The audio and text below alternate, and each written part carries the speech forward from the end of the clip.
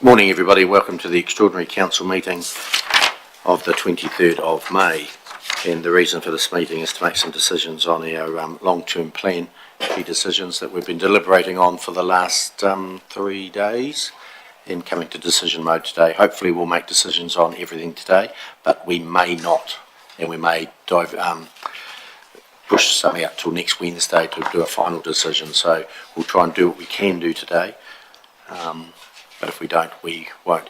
And this meeting was, we've only had our papers since 10:30 last night, so we have been doing an all-nighter to get them read, no doubt. So we won't be familiar with them as we normally are with council papers, so we'll have digression to move away from our normal practices, and I may adjourn the meeting at times as well, if required, to just take a break and to read something and catch up. So with your indulgence we'll get there, but we may just not be as formal as previous meetings. So I'll call for apologies, and there is none. We're all here. And extraordinary business, I know of none. Sorry, Mr. Mayor. We thought perhaps Council might like to consider an item of extraordinary business to introduce the rating impact spreadsheet that you have, which isn't in the meeting pack. So that was... Yeah, okay, thanks, sorry, missed that. So we'll include that in, it's in front, and we'll deal with that as item number 1. So I'd like to move that we do that. Councillor Ellis, Councillor Graham, all in favour, please say aye. So that's included. Declarations of interest on today's agenda. Councillor Lovett. I'd just like to say that I've been on leave and I've missed the actual hearings and missed some of the discussions, so I won't be voting, especially on some of these major issues, but I will be asking some questions for clarification, if it's okay. Thank you. That's good. Reports, we'll move straight into item number 1. Hamish. Yes, so I'm going to hand over very shortly to Tony and Mark, but at the outset, could I just acknowledge the effort that everyone has put in to get to this meeting at 9 o'clock. We only finished yesterday afternoon, and I know there's a number of staff that have worked hard to get this material together, and then I know you will have worked hard to read it and think about it and give due consideration to it. So everybody has done a pretty good job to be here. We thought if we started with the rating impact, then councillors will have a better impression as to how the key decisions actually impact on the overall LTP budget in whole, and then as you start to consider the individual reports and items, and you've got some really good information there to assist that process, you'll have, at least in your mind, the overall rating impact in particular. What we haven't been able to do, and Tony may elaborate on this shortly, but what we haven't been able to do is give you information on individual rates, and therefore we haven't been able to give you information on the impact on individual classes of ratepayer, and that is not, we weren't able to do that overnight, essentially. And if that information is germane to your ability to resolve matters, I finalise them, given this is a council meeting. If that information is needed in some cases, and it may well be, particularly with the larger items, our recommendation would be not to resolve those matters today, enable us to prepare that information and utilise the day in your diaries next Wednesday to consider and finalise those matters with all the information in front of you. The other thing that we would be able to have to you by Wednesday but don't have overnight is the debt levels spread across the 10 years of the LTP. So again, if that is a critical piece of information, and it may well be for, particularly as you try and resolve the larger items, then we would suggest good debate today, and you'll be able to clarify some matters, but perhaps the decision needs to wait until next week when we can get that information to you. So, Tony, with those words of introduction, and thanks to everyone for the efforts they've made to be in a position to have today's meeting, I'd hand over to Tony, Mr. Mayor. Thanks, Hamish, for that segue in. Tony. Cool. Good morning, everybody. Thank you very much for that that cover over of everything, Hamish. That's great. So as you'll see in front of you, you have got the summary of changes to rates from the deliberations. We have, I'll just bounce straight to that in the presentation. So what you'll see in the top headline is what the rates offer on an annual basis were as we went out and talked to the community through the consultation document. So you'll see what the percentage increase was there, and then when you drop all the way down to the bottom of the page in front of you, you'll see what the rates are looking like based on the direction that you're set on the whiteboards to this point in time. So the purpose of today is to really give you this information, so as you're going through the next part of the agenda's items, you have that in mind of what the impact may or may not be with what your decision may finally land at. Happy to take any questions on these. One question, Tony. The rate, what we went out with consultation was, we thought was 9.9%. Now this is 9.85. I know it's very, very small, but how did it change? Thank you, through the chair. That's just rounding.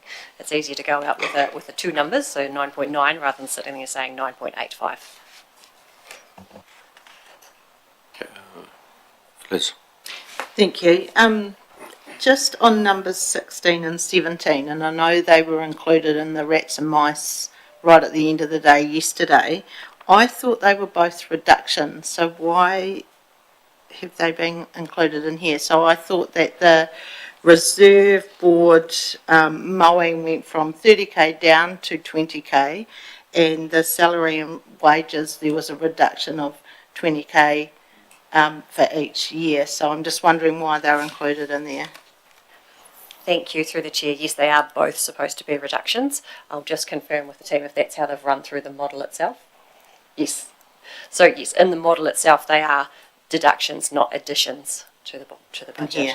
Yes, correct. If you look, all the others have got a little dash by them, those haven't. Put my glasses on.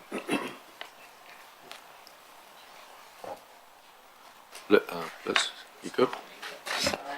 Carolyn? So for a point of clarification, Tony, looking at the top, you can see rates 9.85, 11.1, 10.9, all the way across. That is what we went out to plan with. Yes, correct. So when we look at what we've come back after, is that additional? That's the 11.78 is an extra nearly 2% on top. Is that right? Yes, correct. It's not. So the other lines are lower, pretty much. Most of them are lower. Year 2 is 0.5% higher. Year 3 is 0.3% lower. Year 4 is 0.46% lower. Am I reading that correct? Yes, you are. So the main impact of what we have discussed has been in year 1 and year 2. Correct. Predominantly year 1. That is correct? Yes, that's correct. Thank you. Richard? And further to your comments, Councillor Cameron, some of that will be, as you get closer to year 1, you get more certainty, therefore the things that become real are real, whereas as you're at further, you're hypothetically, so that will always happen. I would have thought that as things go further, you're going to find more things you have to do that you never thought of. Well, just remember what this is an increase on the previous year. So if you've added something in year 1 and you're continuing with it, then it's not an increase on the previous year. So self-evidently the increase will get less. Just another quick question. Yeah. We would like to discuss these line items line by line. Will we do that as we go through the morning and bring the items up? Is that correct? Tony? Thank you, through the chair. Yes, you will. Every item that is up there has a recommendation sitting in the reports Thank at you. present. And can we update this in real time throughout the day? Let me talk to my wizard in the back. Yes, we can. Oh, marvellous. Thank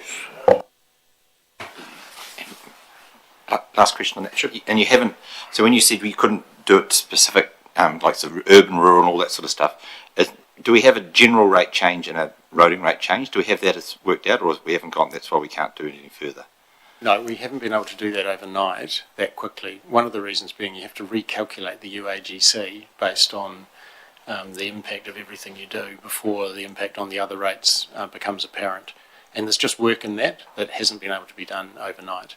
And that impact is what you may need to know before you finalise some of the larger items. When we go through these decisions to be made this morning, if we get to a item and we can't decide, we need more information, we can park it. We don't have to make a decision on it today. We can park it, ask for more information, and we have a day set aside next Wednesday where we can address those ones we don't sort today. So you don't feel as though you're being rushed, pushed or whatever to make a decision if you don't think you've got enough information for the decision. All good? And Mr. Mayor, just to, because this is a council meeting, anything that you do wish to sign off and resolve, is subject to a resolution and a vote, and then it's done. So the time for sort of indicating preferences was workshop mode. This is now decision time, and that's why if you don't have what you need, a delay may be the best approach. Richard? It's a point of clarification. In the roading section, there's a paper there on something that we've discussed and turned down. Why is that paper in there for? And how does that work? If we've turned it down, I thought it would have been, it's almost like relitigating something. I didn't think we could do that without councillors coming back. No, we're certainly not intending to relitigate anything, but we had the impression from the discussion yesterday around roading that it might be helpful to understand why a targeted rate on rural ratepayers for roading had been previously considered in the lead up to the development of the LTP and had been rejected by council. And so we thought it might be helpful for councillors to see that information again and understand, just refresh the understanding of why that targeted rate had been rejected as an idea, and why therefore an increase in the roading program falls to all ratepayers rather than just a targeted group. So that's why it was there. It wasn't to relitigate, it was just to help explain. Okay, should we move into item number 1? Key decision number 1, what should our curbside green waste look like? Who's leading?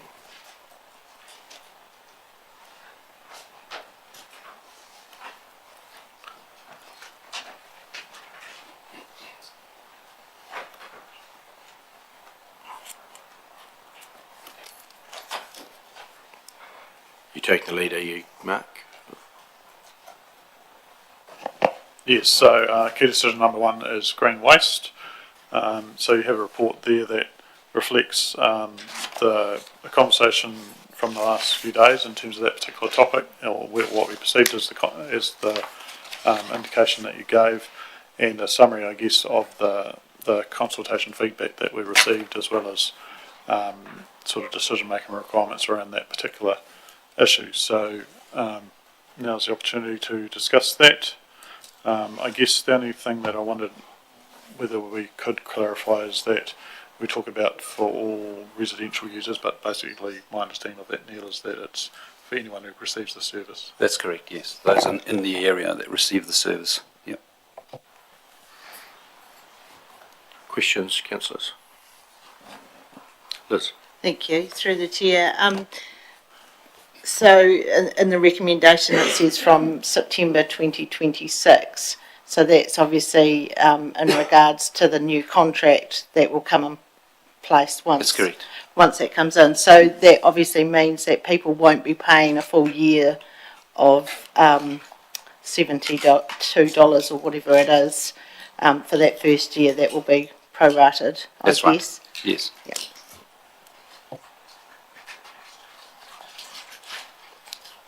Further questions, councillors? I think this is one of the simpler ones we have today. If they could, there's a recommendation there, councillor Wilson. Just a question around, so just to clarify, so when we say what bin size options, if any, will be made available to the community in 24-25, we've consulted on 240 litres, and what we're referring to is whether we give a 80 litre option. Is that's effectively what we're saying? It could be 80 or 120 litre option, and we intend to have a workshop with council. We've got 2 years to get this sorted, and we go out to tender in 6 months. So it would be good if we could have a workshop sort of in the next 2 to 3 months to give us some direction before we go out to tender and get costings. I just want to the public are very clear that we're not talking about the little ones, we're No. talking about the bigger ones, because a truck can pick up either of those bigger sizes. Exactly. Yes. So the little whatever bin is not even included in this, it's the bigger one. That's right. The caddy's not included. We're going for Caddies the are big called, bins. Yep. Yep. And businesses will be looked at too, whether they come in or not. That's correct. Yeah. Yes. Through that process. Good. Phil? And just to follow on from Richard, we're saying that if it's an 80 litre or a 120, it's still going to be the same price for pickup, etc., as the 240. That's what we discussed yesterday. It would make sense. It would be a lot easier for us from an administration point of view. Yes. Thank you. Liz? I'm happy to move it Okay. if there's no further questions. Second it? Don't move, Do you- Liz, second it. Do you want me to read that recommendation, or Quite happy to it's stay up on there, screen? stay there. Out of the debate, but just stay there because you'll be up like yo-yos otherwise. Speak to the motion. I think we heard from, did you want me to read the recommendation, or because it's up on screen, is it? Read if you like. Read it? Thanks. Okay. That council introduce a, excuse me, green waste collection service for all residential users from September 2026 as part of the long-term plan 2024 to 34. That council consider what bin size options, if any, will be made available to the community in 24-25, and the approach to implementation of a green waste collection service for businesses. Moved, councillor McMillan. And seconded by councillor Brown. Open for debate. I support the Councillor motion. It's a mandatory motion from the government, and I think it's sensible to reduce our greenhouse gases in a very reasonable solution, and I support the motion. I think having, hopefully, when we go out for tender, we can have the option for different sizes. I think the size constraints in some places will be more significant than anything else. So, yeah, I totally support. Councillor Wilson. Yeah, I support the motion as well. I think we've put together a very cheap option for our community compared to other districts, and that goes to show how efficient we can be. I'd probably disagree on the climate change thing, because I'd be interested to see what happens to the green waste when it's stockpiled and the carbon goes into the atmosphere from the stockpile, whereas at the moment if it goes to Cape Valley it's captured and turned into methane, so that'll be an interesting thing when we look at into the future, but it's still a very good outcome. Further speakers for or against? Right to reply? I support this motion. I think we had a very clear direction from our community. About 83% of people wanted this, and I think we, over the workshops, we came to a good decision regarding the bin sizes, so happy to support this. Councillor Mackerel, you've got your light on, but I've taken the right to reply, so you're too late. Oh, So I'm going to put the motion. All in favour, please say aye. Against? Carried unanimously. Thank you. Next item, page 13. Key decision number 2. If we invest in water-based leisure, where should it be? And welcome Richard Stewart. Mark, anything further to add? No, so the implication that we took out of this from the workshop is that ultimately you don't want to invest in water-based leisure at this time. so that the project or the proposed projects would be removed and the funding associated with them would be removed from the current LTP budget. And I guess we put another resolution in there just around the implication of that decision, specifically around the Tinwood pool, given that that would be the impact of that decision. Questions, councillors? Councillor Wilson? We've talked there about helping the Timor community to, in conjunction with the Reserve Board, to find an alternative. Have we put any money in for that? What sort of dollars have we put in the long-term plan for that? Not at this point. That was, I guess, part of the conversation that would come out of today. And how would that get entered? How would that money be entered in the long term? Where would it be found effectively to put in the long-term plan? I guess it would depend on the nature of the funding, whether it was an operating cost or a capital cost. It's an investigation, I think, so likely to be operating, I would say. Hamish? I think my recollection of the workshop indicated that the next 12 months would be the work in conjunction with the Reserve Board to come up with an alternative, and it would probably be in the annual plan that any resource would be considered for the physical doing of something with the site. That's my recollection of the general direction of the discussion.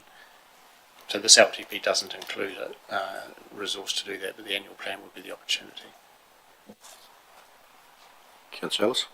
Thank you. On our summary of changes to rates, where does it show the impact of not picking up that $3 million loan?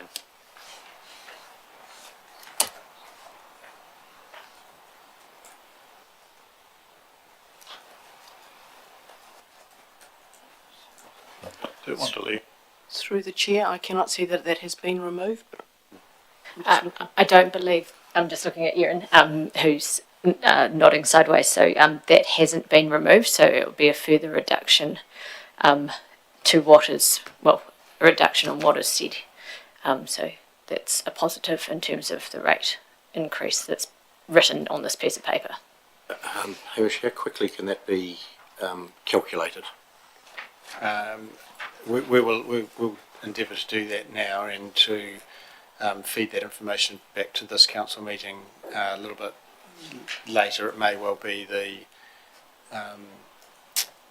you might want to move past this issue if you needed that information to make it. I guess in the end, we need a little bit of time to do that work, but it should be later this morning. Right. I don't think it'll make a big difference to our decision on this, but it will perhaps need the information for making decisions later. Sarah?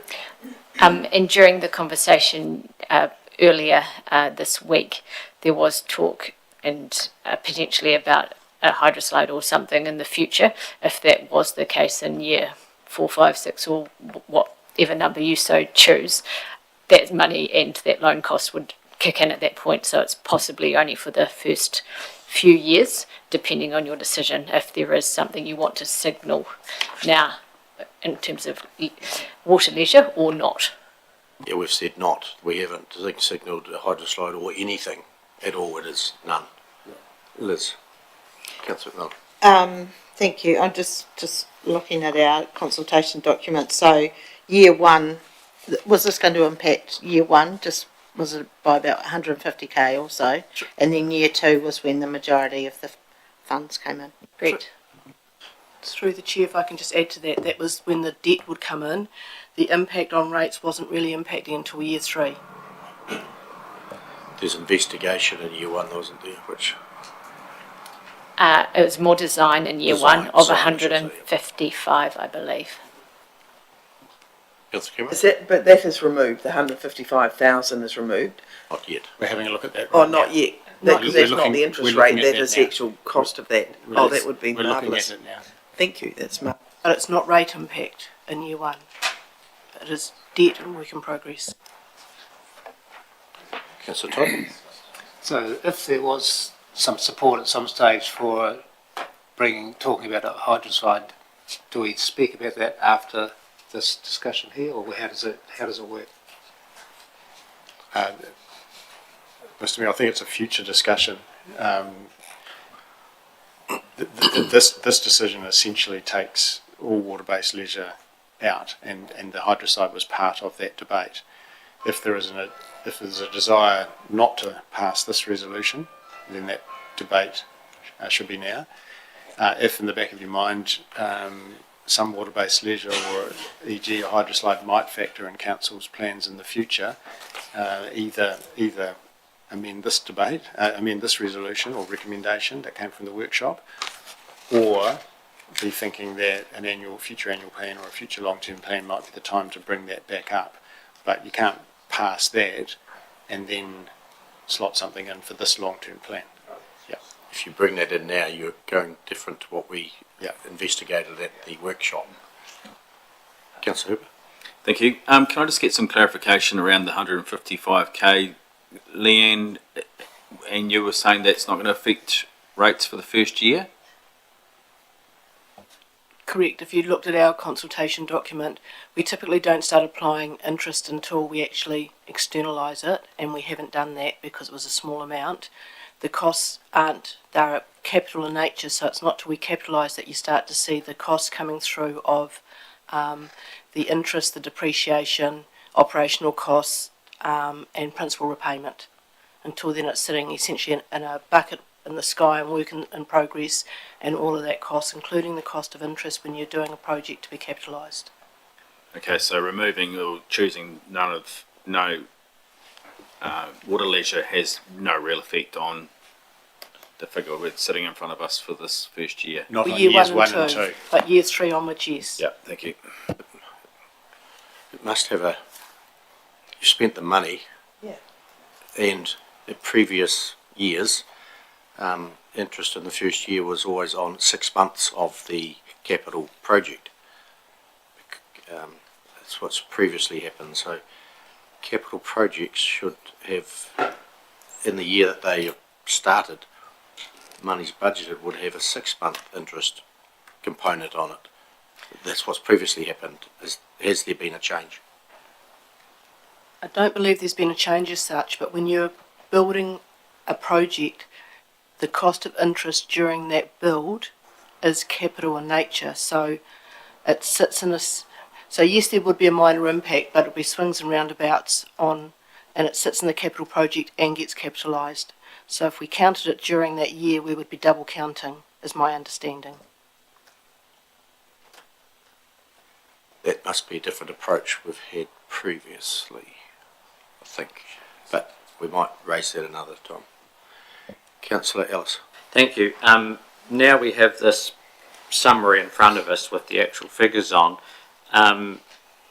Years 5 and 6 is when we're showing a decrease in the rates, and with all the discussion that went through the LTP with lack of things for youth to do, I think the hydroslide is still a good option to indicate in the future when you may be wanting to do that. And for me, years 5 and 6 look like a good option to put it in there. Then it has to survive another LTP as well, obviously. But when we did discuss it the other day, there were people wavering between doing nothing and the hydroslide, and we ended up where we did, with knowing we could come back today and make a final decision, and it may change from what we indicated the other day. So, yeah. Put your case. If you want. I would be seeking support for that option, Mr. Mayor.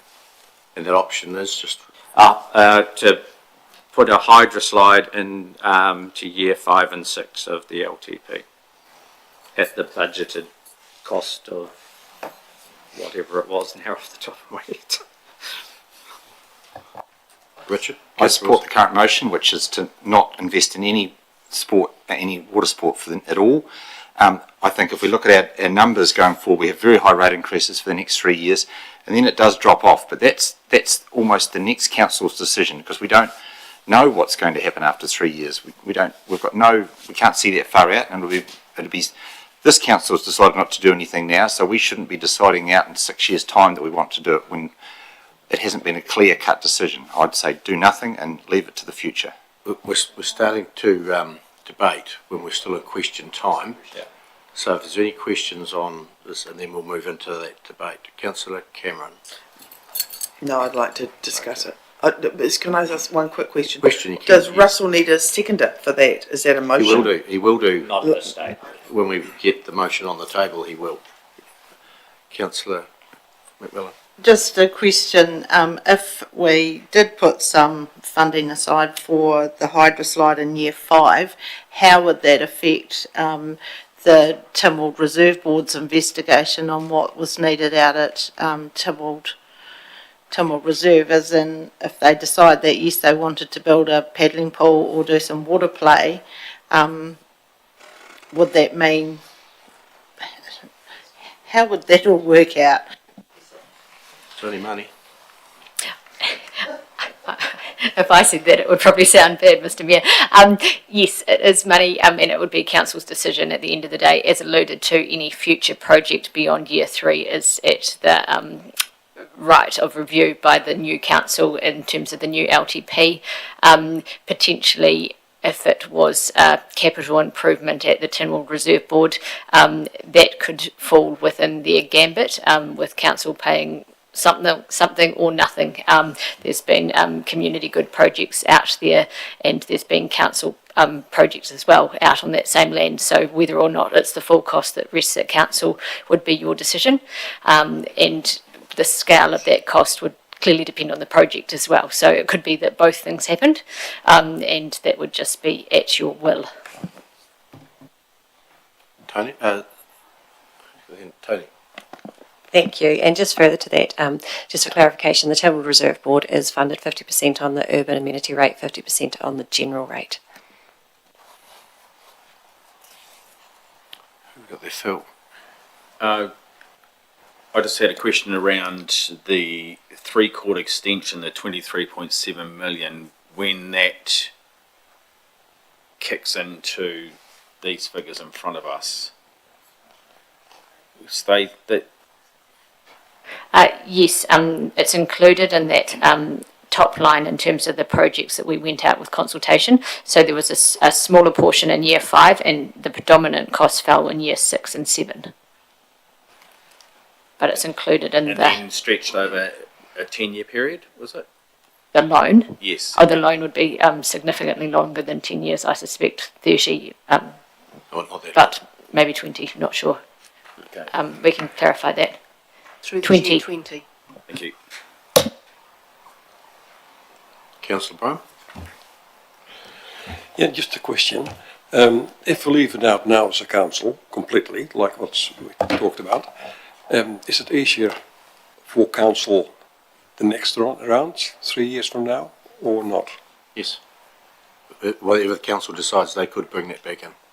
Yeah, but it's easier for the staff, or it's more open? Neither easier nor harder. I don't think we need to look at easier for staff. It's what the community wants. Does the community want this, and should we put it in a year? Okay. Yeah. I completely agree with those comments. A year 4 project, the challenge is if you don't have that direction, it's hard to have the preliminary work and thinking to a standard that would aid you to make a decision during this process. So large projects, having a heads up that they're on the agenda so that you can get full facts and full information is an advantage to staff. Not impossible to do otherwise, but just, more challenging. Any more questions? Oh, it's a question, sorry. Hi, Councillor Todd? Can't hear you. Oh, no, we'll get there. Yep. There's a motion on the table. Well, there's not. There's recommendation on the table. Who would like to move? Councillor Wilson, if you'd like to read the recommendation as well. That the council does not invest in water-based leisure at this time, and this is revisited in the future annual plan or LTP. 2, that the proposed funding is removed from the LTP 24 to 34 budget. 3, that as a result of this decision, the Tynwald Pool is permanently closed, and in conjunction with the Tynwald Reserve Board, an alternate option is investigated for the site. Seconder. Councillor Todd. Open for debate. Councillor Wilson, you want to speak to the motion? Yes, I believe it's a looking at the decision tree, you'd say the circle, we couldn't, from the submissions, we couldn't see a clear outcome there. It was very spread out, and I think we've come to a good solution whereby we go back to the Tynwald, give it back to the Tynwald Reserve Board to think of clever options to come back to council, and by not putting anything in the long-term plan, we allow that those options to be developed and the right option be picked up in the future. Councillor Ellis, I'd like to move an amendment, Mr Mayor. what is that? That we budget the hydroslide into year 6 and 7 of the LTP. So we drop out option 1 and 2 from the workshop indication, and we keep number 3 as well.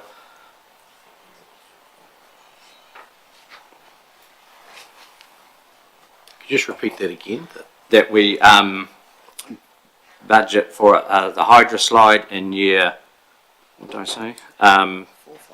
5 and 6 of the LTP, and that we keep number 3 as well, that as a result of this decision, the Tynwald pool is permanently closed in conjunction with the Tynwald Reserve Board. An alternative option is investigated for the site. There's a lot in that. Could we look at the motion 1 that council does not invest in water-based leisure?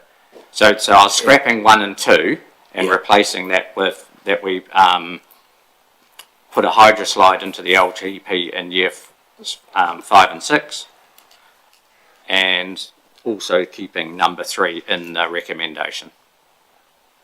Mr Mayor, I wonder if we might get a view from Philippa or Tony as to whether that amendment is appropriate, because it could be just a direct negative and it might just mean you vote no to the resolution as opposed to being an amendment. But Philippa might have a view for guidance on that.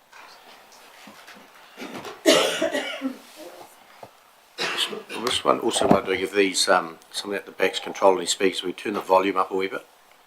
Something very hard to hear. So I'm looking to see whether there's any direct negatives involved in that. Wanting to just be clear that you're eliminating the recommendation to not invest in water-based leisure at this time, but at the same time moving that the option of a hydroslide be included for consideration. So, Me looking at the recommendation, and you've got something there, but just trying to help.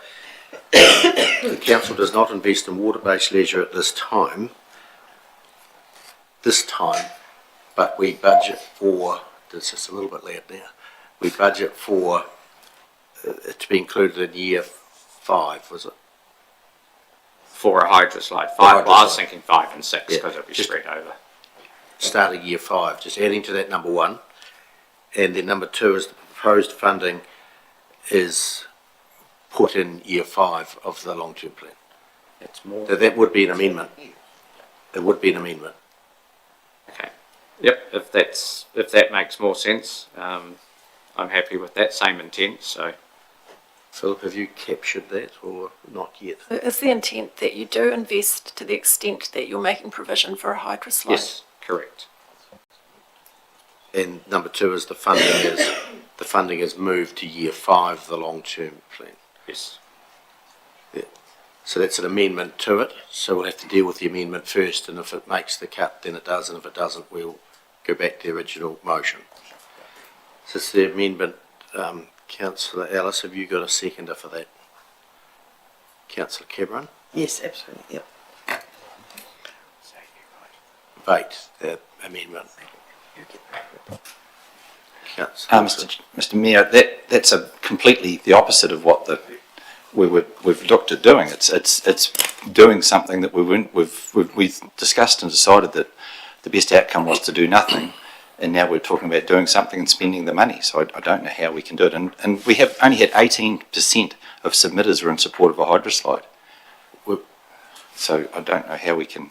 We've discussed doing nothing, but we haven't decided doing nothing. We're doing that right now. Yep. So I'm opposed to that amendment. Right. Councillor Hooper. Thank you. Yep, I'm opposed as well. And going back to Richard's point previously that we're not sure what's going to be happening in 3 or 4 or 5 years' time. Rugby might be needing grounds and investment in grounds, so I'm a no. Councillor Bryant. The same. I'm not doing this one. Councillor Lovett. I just say I'm disappointed you're changing your mind here because the general public kind of don't want us spending money. And if you listen to the Reserve Bank and that yesterday, that they're telling us to keep our rates down. The current economic climate is not a good time to be splashing out spending money, as people are finding it hard to pay rates. And I think we need to be prudent and really cut back and do the basics well in this at the moment. Councillor McMillan, speakers for or against the motion? The amendment? Amendment, I'm speaking for the amendment, and I know that in our deliberations over the last few days we talked about not spending any money on the water-based leisure. Because of that reason we wanted to keep our rates low. However, we are looking at a hydrocide in year 5, which will go through another LTP, and we don't know what the economy will be like at that time. So it's probably timely to put something in now. Councillor Mackel. Thank you.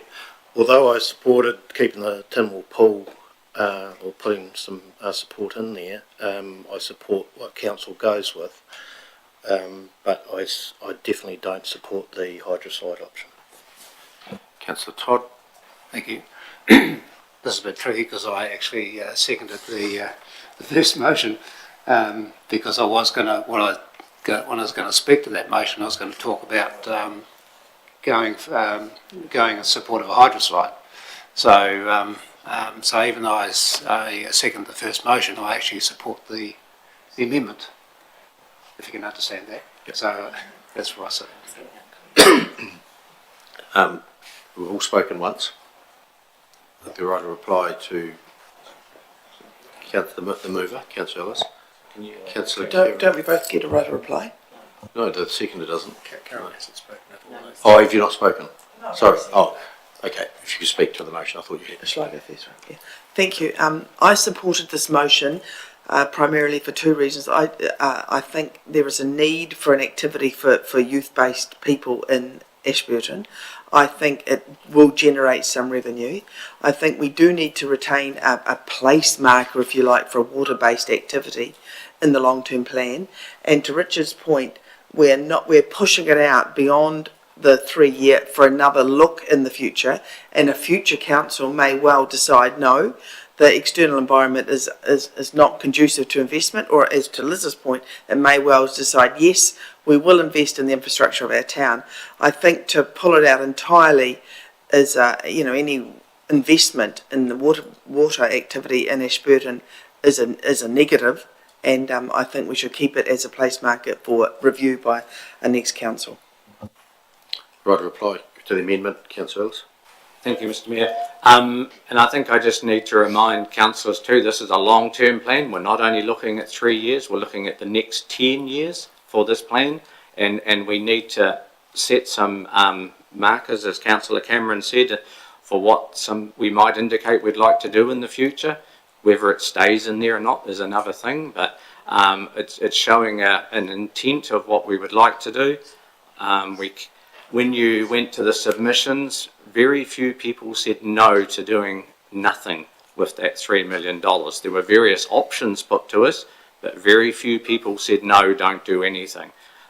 So yeah, I would just like some councillors to reconsider, and then the next council in 3 years' time will get the chance to make their decision on it. It was just showing some intent of what this council would like to do. I'm going to put the amendment. All in favour, please say aye. Aye. Against?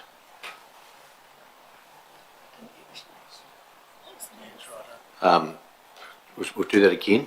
All those in favour, please raise your right hand and hold it up. 1, 2, 3, 4. Against? 1, 2, 3, 4, 5. Lost. And Councillor Lovett abstained, as previously mentioned. So the original motion is back on the, is now the motion, the original. Speakers for or against? Councillor Hooper. I speak for, and I like that we have, in conjunction with the Tynwald Reserve Board, an alternative option is investigated for the site of the Tynwald pool, and I think that will make some of the passionate people who talked about the Tim Hall pool happy or happier that we're not just saying no, go away. We're actually investigating something that could be quite cool there in that spot. Yes, Councillor Mel. Thank you.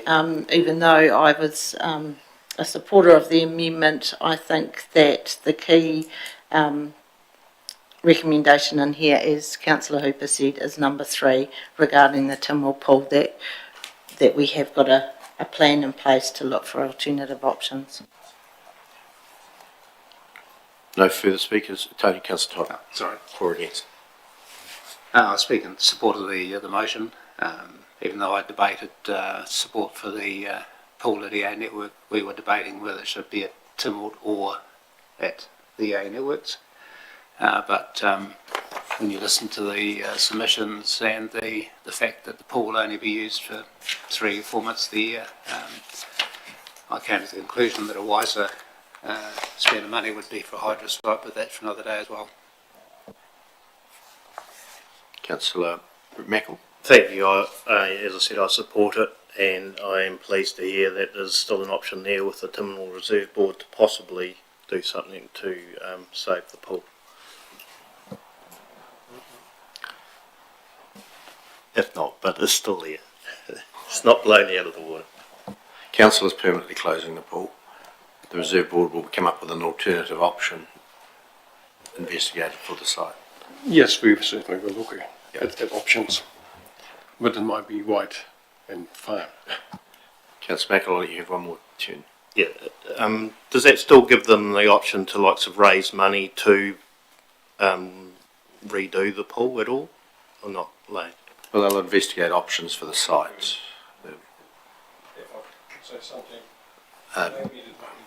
Just like you've put your The line Tim Hall on. Reserve Board might come up with some ideas. It will come to council. They're more than happy for that.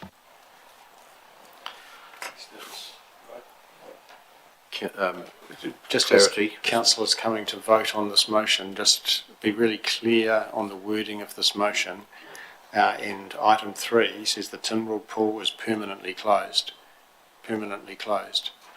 An alternative use of the site to a pool is that a conversation with the Reserve Board. That's the motion in front of you. So I don't think you should expect by passing this that you can then have some work with the community around a swimming pool. It's permanently closed. That's what this motion says. If that's not the intent, then council might need to consider a different motion, but this is permanent closure. Thank you for the clarification. No further speakers for or against. Right to reply, Councillor Wilson. I'll put the motion. All in favour, please say aye. Against? Carried. Thank you. Next item, decision number 3 on page 30. What should council do with the Balmoral Hall on the old Polytech site? Who have we got? Tony, is it?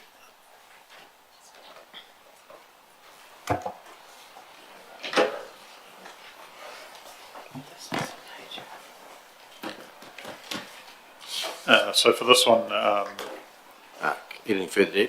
Sorry. So for this one, essentially, you didn't make a final decision or present a final option as part of the workshop discussion. So asked for us to do some investigations on a further option, so we can report back on that in terms of the information that's been gathered to date. There is some summary of that in the report under option 4, I think it is, on page 33.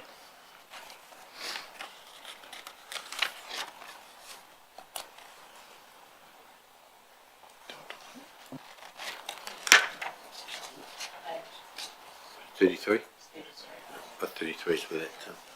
Questions, councillors? Councillor Cameron.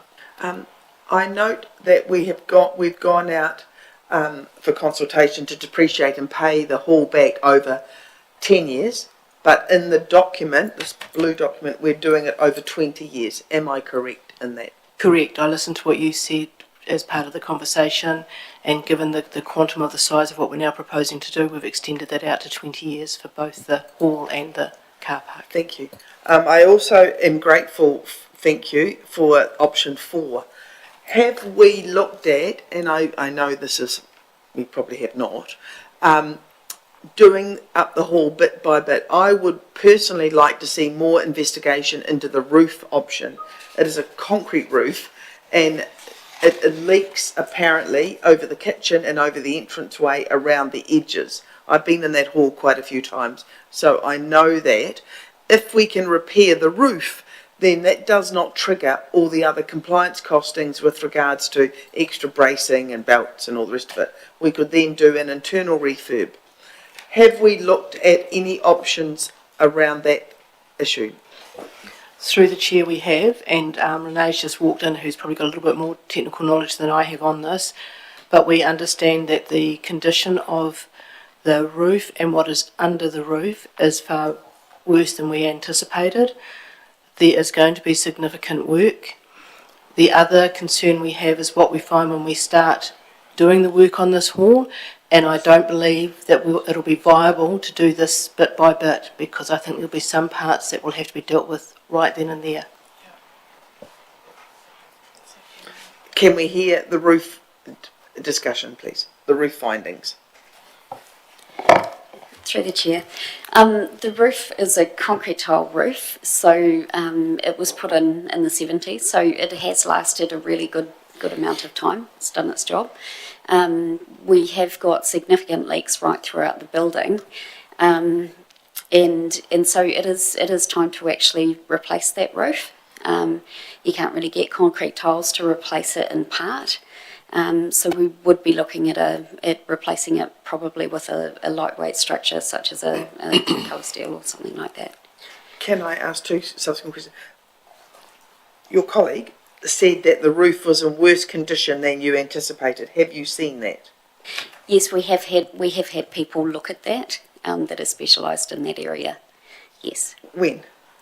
That has previously been undertaken. So that has not been reported, though. When was that reported to us, that the roof is in worse condition than we were told? I think that we have reported to you in total. I don't think we have reported to you specifically on the roof. Because I feel this is new information. Well, no. The information you've always had is that the roof needs replacing. There's no new information about that. What we haven't done is provided you a breakdown of the inspection of individual parts of the hall, and if that is information that you would like to have prior to making this decision, then we'll see what we can do to provide that. But you have always been told that the roof needs replacing, and that has triggered the scale of this project. That's right. Yeah. And I've always assumed that is the case, but I didn't realise it was worse than I thought. I heard the officer say. That is fine. My next question relates to, can we get the roof, can we repair? You're saying the leaks are more extensive than we anticipated. Does that mean it's leaking in the middle of the roof? Through the chair, it is leaking in multiple places throughout. So if you walk through the entranceway, we did have a site visit, and so you walk through the entranceway, you can visibly see in multiple areas throughout the whole building that the ceiling... Yes, you can. In the entranceway and in the kitchen, that little room of the kitchen. And in the bathrooms, and there's also localised leaking throughout the whole building. So we've only heard around the edges, in the kitchen, and a little bit in the bathroom and the entranceway. Is there more than what we've heard? There is. So you can see watermarks that are quite evident right throughout the building. And does that include the dancing studio as well, the concrete block bit at the end, the annex bit at the end? I'll need to check on that. I'm not sure. I'm sorry. Okay, I'll let other people ask questions, and I'll. Just to follow up on that, has there been a roofing expert done a report on the roof?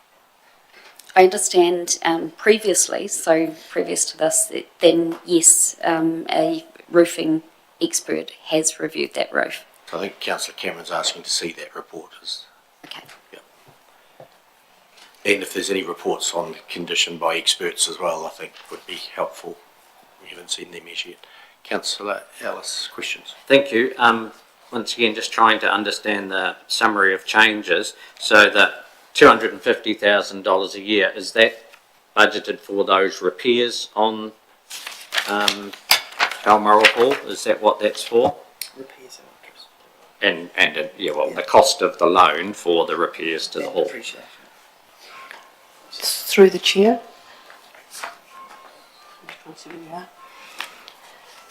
That is for pretty much what we consulted on, but a little bit extended out, so we've gone for 20 years. So that covers debt repayment, it covers interest, net operating costs and depreciation.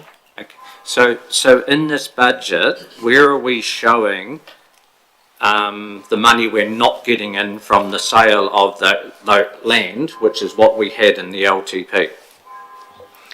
Through the chair, that hasn't come in this report because this is all about rates, and that sale was actually impacting on the commercial, so that hasn't come into this document.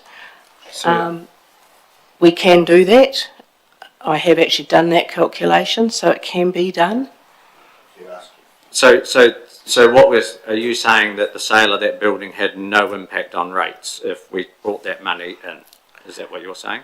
No, what I'm saying is it was landing in the commercial area, which ultimately when it spreads across would have an impact, but not on this. I haven't included it on the cost of Balmoral Hall because it was a different conversation. I was trying to reflect the cost. But it has an impact on that percentage, so I think we need to see it. Okay. Because it will now go up again because we were expecting income we're not getting. Understood. So note that we can get that information. Councillor Will. Thank you, through the chair. So in option 4, sorry, I've just lost my place.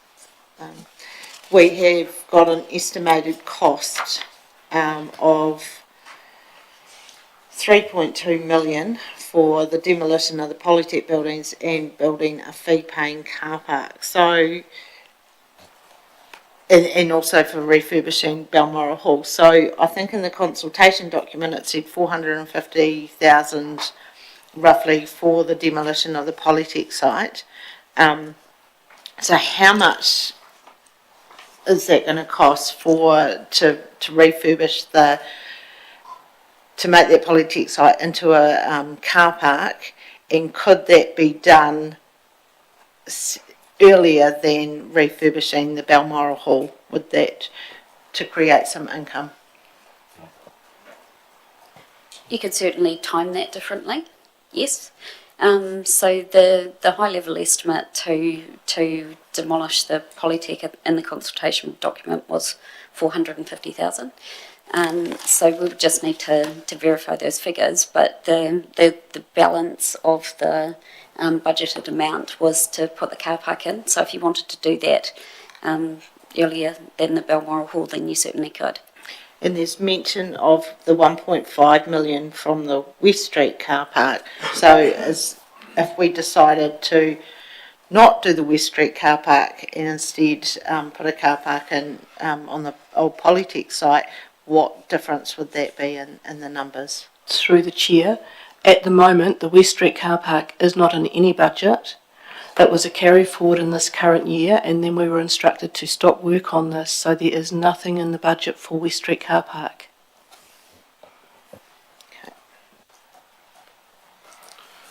So, yes, stop work and remove from a budget are two different things.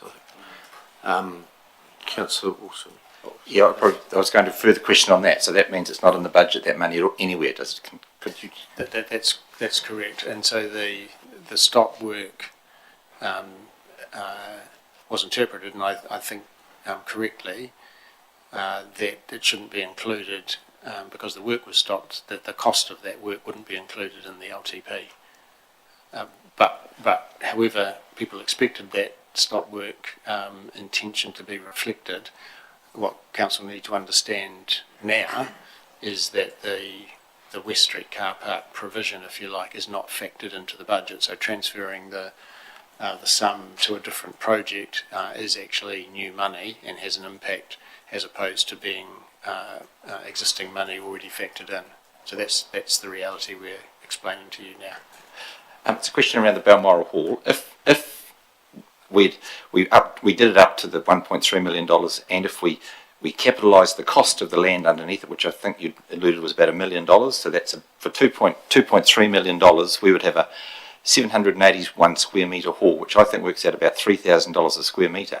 How would that compare to if you were to go out and build a similar facility in today's markets? You know, just to give us an idea of a wooden floored dance studio or a wooden floored community hall, what would they be roughly costing? I know what a house costs, but have anybody got any ideas of where that would land? Cannot answer that, I'm sorry. And just noting all of these costs would still go to a final design and tender process. You have a book, I think it's called Rawlinson's, which will have those figures in it. Councillor Cameron. If there are no further questions, I'd like to move. No, we're in question time. The chair will decide when we go to putting the motion forward. Councillor Love. What's concerning me is if we do up Balmoral Hall, it's going to cost the 1.3 million, or it could be more, because we know old buildings, once you take a roof off, you look at it and is it worth saving? While you're repairing it, the tenants are going to have to move out. They can't operate in that system with all the work going on. Will there be a written agreement with the tenants, because they're going to go out and find another hall, another space, and they may not come back, and if we spend all this money on a hall, that could be sitting there as a white elephant, because it's still going to be cold. And the question is, so are we doing a written agreement that they will come back to use this facility? Through the chair, if the agreement, we would certainly talk to the tenants about these options. We may be able to time it. So currently the building is occupied during school terms. So there's a Christmas break that you might be able to do the majority of the invasive works. You know, so we could certainly time it to try and minimise those impacts. One of the complications to that, of course, is that we've heard through the submissions that the Balmoral Hall has a range of uses and a range of tenants, and it's not just a place for one particular group. So if the desire is to get a commitment from a wide range of groups that they will return, there's clearly uncertainty and an amount of work in doing that.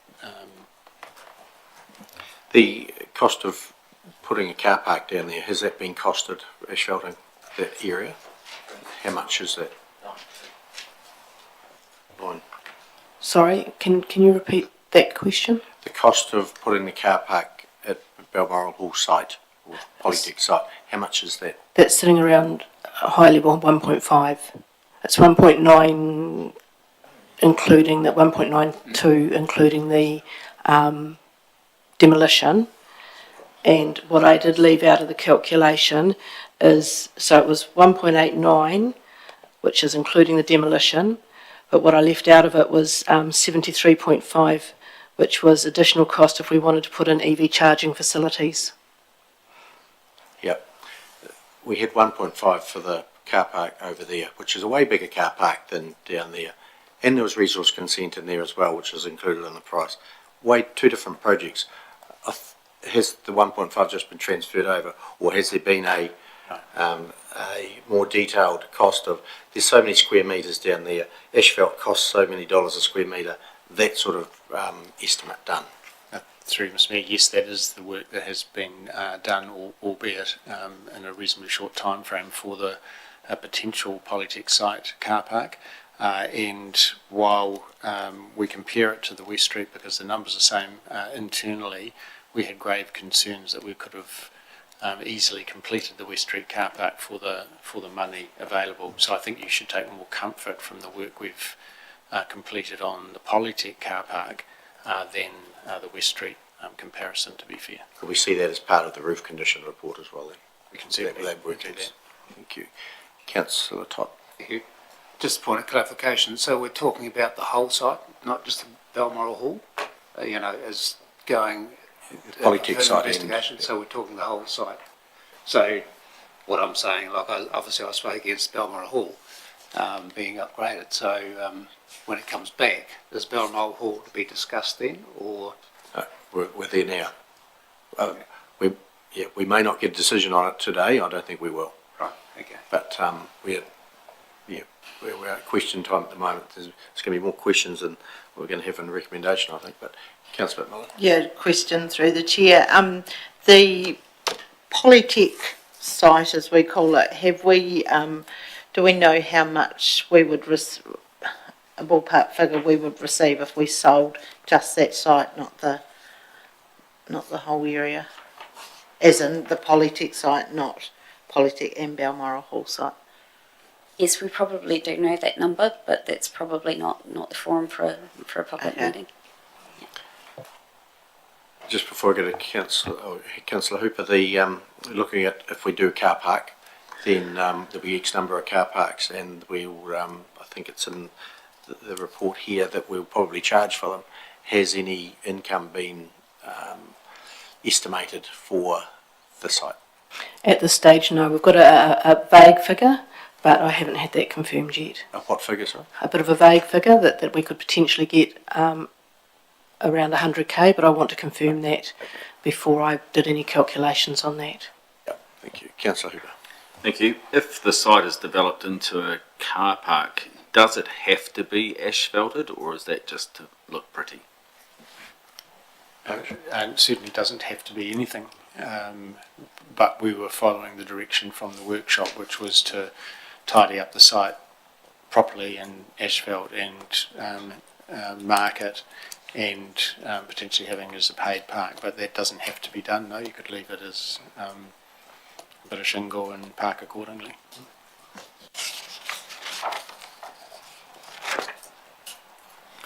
Question time still, Councillor Millen. Thank you. How much, I know we only receive 50%, but the Eastfields car park, how much do we receive from that in car parking? Through the chair, approximately 17k per annum, excluding any infringements. Yeah, and I think the future of Eastfields car park is of course not certain, and at any stage Eastfields could develop that site and the car parking not exist. Yeah. There's a recommendation in front of us, first questions are all finished, which says council decides the final option as a result of investigations stemming from the workshop discussion. So we've got 4 recommendations there, and we've got a fourth one. Have you got enough information if you decide for the option 4? Is there enough information there, or would we want to indicate that we want more information on option 4 for next Wednesday? Question. Mr Mayor, I'd still like to see the impact on the rates of that money not coming in-house, because that may dramatically change what this bottom line here is, and that may then change our decision overall depending on that impact. So that's another, and more information required for option 4? Yeah, well, for any of those options really, knowing how much we're not going to receive and the impact that has. So should we park this recommendation until next Wednesday? Or unless we seeking further information? Yeah. I understand where that's heading. I wonder whether we could get some really good clarity from council as to what additional information are you required. Because what I'd hate to do is to come back next Wednesday and we hadn't given you what you needed. So what I've heard is that we do need to see the impact of the not sale on rates, as had been previously discussed. I think I'm hearing that you require much more detailed reports from the building work that has been done, so you can get some comfort that the work that is being proposed is accurately predicting the need. Mm-hmm. Is there anything else that you might need in order to make a final decision later? We need an income potential from the car park. We need a number of car parks that are likely to fit in there so that we can get it all this one and the same. That would be part of the income. We have the car park number, but we can get that. Yeah, and I wonder, it is not a heritage listed building, and we have not discussed the heritage status of it or otherwise, but it is of significant heritage value that has not been discussed around the table this morning. Do you have any further information? We have seen a report. You have nothing further to add in that department. Like, have you? I know we've been approached to consider it as a heritage building in the future, but do we have any further analysis on that topic? Through Mr Mayor, no we don't. This is not the forum for that. Sure. Heritage buildings are listed through the district plan review. and the LTP and the finances I are. thought I'd ask the question rather than wait till I make a motion, move the motion. Absolutely fine. But this is, we've done no work on the status of the building in this forum. I think you may have it in there, the workings of the building the car park. Oh yes, and is the estimate more detail on the car park costing? So many square metres by so many dollars per asphalt metre, etc. Yeah.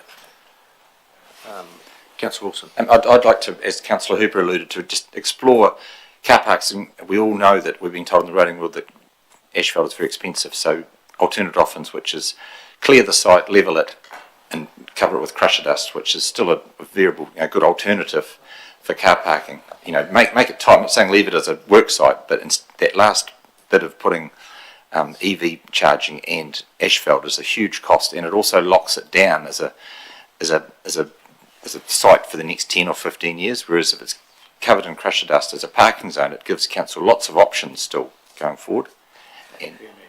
Yes, if I may help clarify, one of the reasons that I think that we were heading to making it a semi-permanent and tidy car park was the link to the West Street car park, which is another decision that council will be looking to make at the end of June. We were under the impression that you were needing to resolve the future of Balmoral Hall before you considered whether to continue with the work on the West Street car park, which of course was a properly formed, asphalted and marked car park, and whether or not your decision around West Street would be any different if the Polytech site was some metal and crusher dust, and whether that was going to confound the decision that you might then need to be making. What we can do though is provide a cost estimate for that type of car park, but we had been proceeding on the basis that this might be a more direct replacement for West Street. And the second question, it's to do with the Balmoral Hall. Could we see, as I alluded to before, because once we've spent the money on it, I think Councillor Ellis talked about the money we're investing, leaving there in the land. Probably I would look at it that once the building's been done up, we have an asset there, and how does that, to get to that point where we've got a nice hall done up on a piece of land, how much money has the council got invested there comparative to what in 3 or 4 years' time when we look to have to build another building? So if it's $3,000 a square metre, what is a new building of similar functionality worth to build? So then the people can see that it's actually good value, or not good value to look after it. Yeah, so grab that question as well. The Eastfields car park is just crusher dust now, I think. Rob? Councillor Cameron's suggestion of just re-roofing at this stage, I'd like that's kept separate from any other works to be done that is believed to be done straight away, just so it's completely separate, so we can see just getting the re-roofing done at this stage. Yeah, so we'll provide that cost to you, but I think you've heard from officers, and including Michael Wong, the Building Services Manager, that the replacement of the roof triggers compliance with the building code, which triggers a whole lot of other work. So while we'll separate out the cost, I think we've heard that we can't just replace the roof and do nothing else because that suits our budget. We then trigger compliance with the building code, and that is what generates the estimate of around $1.3 million. Yes, I understand that. But what we're trying to do is minimise the cost up front and then look at doing that other work at a later date if we can. The compliance would still have to... We can't delay that work if the building compliance is triggered and still have the hall open for business. Yeah, okay, but we can still get that cost separated at this stage. Thank you. We'll certainly provide that cost so you can understand that cost, but we can't separate out that piece of work. Councillor Cameron? I just have a point of order. I didn't say re-roof, I said repair, because I understand that the re-roof would trigger the compliance issues. So that was my... That is how I understood your question as well, was the repair roof, not replace. Yep. Councillor McMillan? Thank you. Through the chair, I think Councillor Ellis brought something up in deliberations about the project management cost and whether that could be moved to a resource within council to do a number of different project management jobs. Can we have, I mean, I know we've had the costing around that project management for the Balmoral Hall, but could we perhaps have some idea of how much a resource would cost to do and how that would affect the total cost? We can, sort of. I think we did start to look at that, and there is opportunity to make a number of building projects benefit from an internal project manager resource. And in our own mind, we were thinking of a number of other projects that less reliance on external would be of benefit, and particularly we're thinking of the elderly person's housing work, and we're thinking of the upcoming work on the Art Gallery and Heritage Centre and Pavilions. What's that? Our pavilions. Oh, and eventually the one at the pavilion, although on a smaller scale. So there is opportunity to make some savings for each of those projects via an internal resource. In terms of cost, you know, we may be able to save, you know, $50,000 on a $4-point-something million project in this case. So yes, worthwhile and potential benefit, but it's not going to dramatically impact the project cost. Okay, so we've got a recommendation there, and I think it's not quite what I think we need. And I'll read what I'm thinking is that council delays the final option as a result of investigations stemming from the workshop discussion, and that delay would be until next Wednesday. Waiting for. Could I just ask Tony or Philippa, if this meeting is adjourned, do we need a resolution to delay till later in the meeting, or do we just acknowledge that there's to be no decision made at this stage pending further information? Yes, Philippa? It could actually be a procedural motion to defer this until the later in the meeting. It doesn't, So that would work. Just a procedural motion, so once you do that, you can't discuss it any further until it's uplifted again, and you can uplift it at any point in this part of the proceedings, or if you're adjourning till next Wednesday, the remainder of this meeting. Yeah, so this meeting will carry through until next Wednesday. Yep. So we'll just park that, make no decision. You need a seconder? What's the recommendation? If you're choosing to pass a procedural motion, move a seconder, then no further discussion. I will second that motion. What is the motion? That we're going to park it till next Wednesday till we have additional information, and then we can uplift it, or we can uplift it earlier if we choose to in the situation, but we cannot discuss it until the next meeting. Or we'll just simply record that council leaves the matter to lie on the table. So until later in the meeting, rather than still later Wednesday, in the meeting, yeah, which may well later be in the meeting. Yep. Councillor Ellis? Right, seconding, yeah. Yep. All clear. Speakers for or against? Put the motion. Put the motion. All in favour, please say aye. Against, carried. Thank you. We'll break now for a cup of tea. Thank you.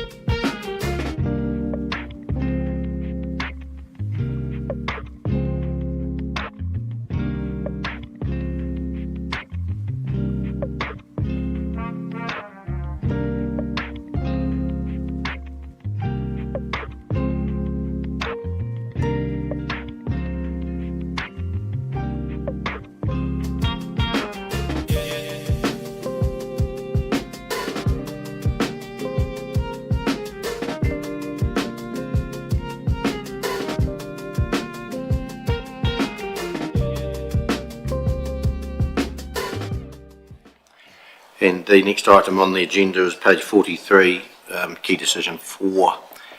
Should we get out of providing stock water? Andy Neil, anything further to add to that report there? Nothing further. Questions, councillors? Councillor Cameron. I have a few questions. Thank you, Mr. Mayor. The first one under stock water, and I just can't find it in the report, but I did see it. There was extra money spent for outsourcing the GIS component of the review somewhere in there under stock water. Why are we outsourcing that? We're paying. Yeah, why are we outsourcing the GIS? My understanding of the current in-house resource is fairly strapped, and it's usually a 3 to 4 month delay on any requests for GIS assistance at the moment. So could we not put ourselves in the queue and wait 3 or 4 months? 3 years to get out of it? Well, the budget provision was for an annual ongoing GIS requirement. It was just a better way of presenting information to stakeholders. I just thought a delay would be just an impediment to keeping the momentum going in the project. Yeah. Just on the point of GIS, why do you need GIS? It's really good for displaying stuff in a map context. Some of my reports to council, I've been able to provide multiple layers of information pretty much on the same map. So it enables people to comprehend what you're proposing and the extent of the work and so on. I think we have the mapping now, but yeah, I'm not sure why it's required, but we have all that mapping now. I don't know why there's an extra resource there. We're getting out of this thing, we're not, if we decide that, we're not ramping it up. Well, sorry, just to be clear, through the chair, so this is to get GIS assistance, so it's not a separate resource for council, it's just to get external help with preparing GIS information. So we're not asking for additional resources for council. Thank you. So we've allocated $30,000 to GIS mapping in this report on the agenda today, not ongoing. It stopped at year 2 by the lots of it. Annual cost, annual, beg your pardon, low, high.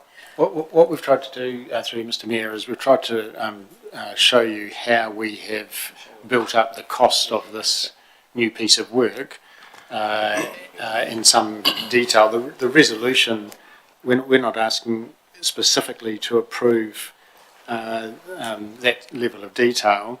The resolution on page, or the recommendation from the workshop on page 45, just simply covers the extra money that is required to do this piece of work. What we've tried to give you is some information as to how we have arrived at the position that we have around the total resource, but we're not seeking specific approval on that level of detail. I understand that, but we're trying to keep the rates down and reduce the overhead in relation to consultancy fees and other fees that we consider may or may not be necessary. So any savings that we can make, we will leap upon them. Yes, and that's understood. What we're trying to say to you is that if you decide to adopt the decision to get out of stock water in this new way, that there is simply work required that isn't currently resourced to do that. It's not business as usual. This is not just handling requests for closures as they come in. This is proactively working through with a range of groups to enable council to be out of stock water in 3 years' time. We think that work simply has cost that can't be sucked up by existing capacity. Yeah, so I think what the general direction here is, yes, we may budget those dollars, but when you go to outsource them, just have a think, and why can this not be resourced in-house? And if it can, it must be. Or the reverse of that, we're outsourcing, why are we outsourcing? Why is this not resourced in-house? And if it's budgeted and money's not needed, then they could be saved, and those saved monies would go to repay the debt on stock water when we're gone, if we decide that. Understood. Thank you. Thanks. provision for, but not necessarily have to justify the outsourcing. Yeah. Who's next? Councillor Wilson. It's a question around the process and how it unfolds is the word. I like the proposed resource requirement. I think that has a good look to it, including AECL, including an ecological investigation just to see and help the process unfold. Where would political oversight occur in this process? Because it was before my time on this council, we looked at the Pudding Hill closures and that, but we've never seen a report on that, and I'm concerned that we need some councillors' input to check in every so often to see how the process is going, so that then, if there is hold-ups, the council can look at it, whether it's more funding, if it's make some decisions around some protocols is what I'm getting at. So if we get to an impasse where, because I think there was some talk around the council table around not leaving anybody behind or different ones, well, there may need to be some decisions made that what does that mean? Does it mean that every single person in the county can get water, or a few people have to stump up and spend a bit of money to get water? So just those sort of things which are beyond the pay grade, but it's our decision. We have to make that decision and stand by it. So what is governance involvement in this exit strategy? I think the governance involvement is getting information around progress. So you deserve regular reporting as to how this work is progressing, and we have existing mechanisms to do that via the activity briefings in particular, I'm thinking, particular decisions that we might require via specific reports and recommendations to council. What we would be intending to do, though, is to give effect to this resolution, which is that we exit Stockwater by 30 June 2027, and we'd be driven to achieve that. But you deserve to know how that work is progressing along the way. I would propose that we have a committee that has some oversight of that as we go along. Is that possible? Yes. We could develop that thought further. I think we need to, as governors, need to keep an eye on this if we decide to exit, to see that the targets are being met and the timelines are being met, and any barriers that are being presented on the way through. We may have a 3-year timeline which must be met. Yeah. Councillor, who's next? Me, thank you, through the chair, and that was kind of leading to my question. Is it a goal to exit from the Stockwater service by that date? Will it matter if there are a couple that end up not meeting that 3-year date? Like, what happens if we don't? Understand. Yeah. So, Mr. Mayor, through you, one of the really significant impacts that this work is going to have is, as further parts of the network get closed, how those still in it are going to pay for the bits that are left.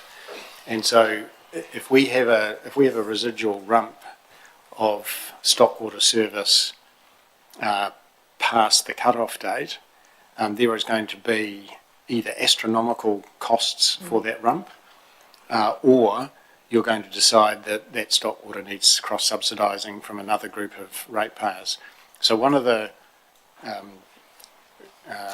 issues throughout this work is, if you don't have a clean finish, you're going to have significant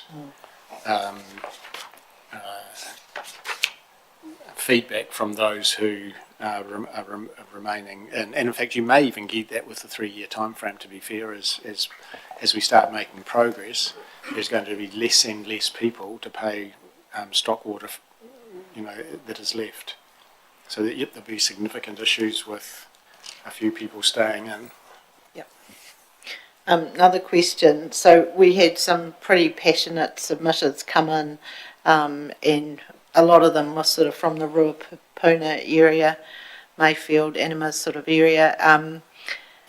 If they wanted to do something similar to what the Spaxton scheme have done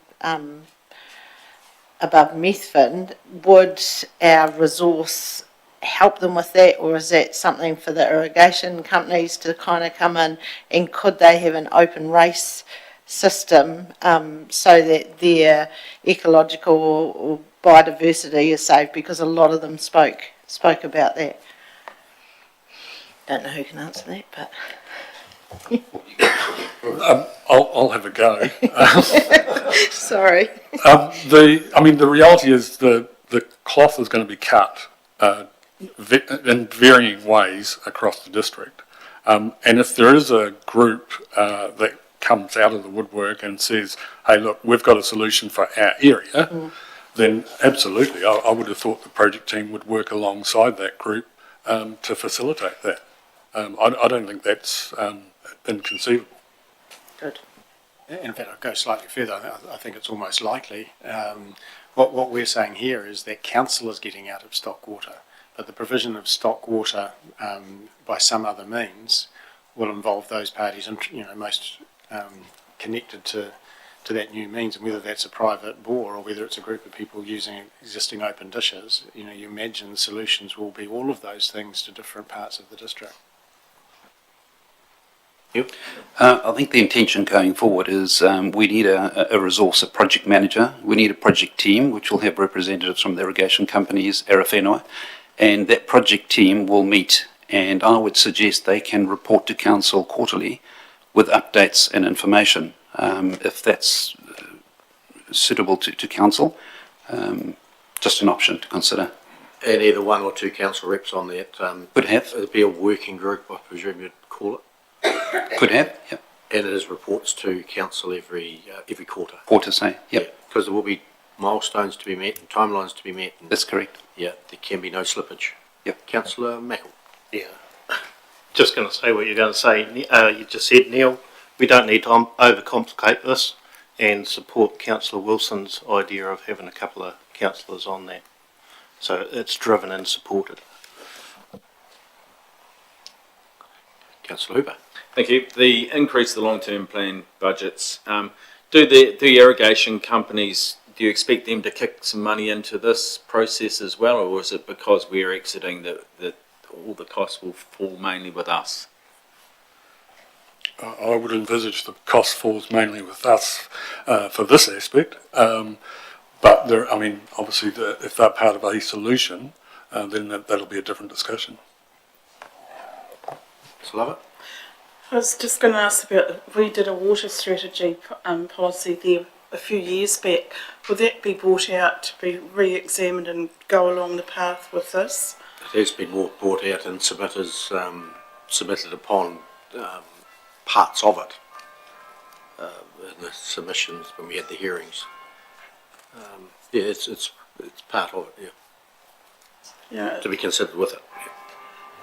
But I think, people's expectations, all the irrigators have had to invest in their properties and wells, and I think, this will have to make... There's a question. People, they will have to get together, won't they, to do schemes, especially in areas where there is no water. So we will just be the guide along that way, giving them info where they can go. No area has no water. There's some submitters say there's no alternative water supply. They all have water. They have it now. Okay. Yeah. Councillor Wilson. It's to do with I think Chief Executive talked about the cost could, as we close, the cost could concentrate on a few users. But I think that's true to a point. But then as we close races, we would be allocating, or some of the areas, all the areas said they wanted stock water.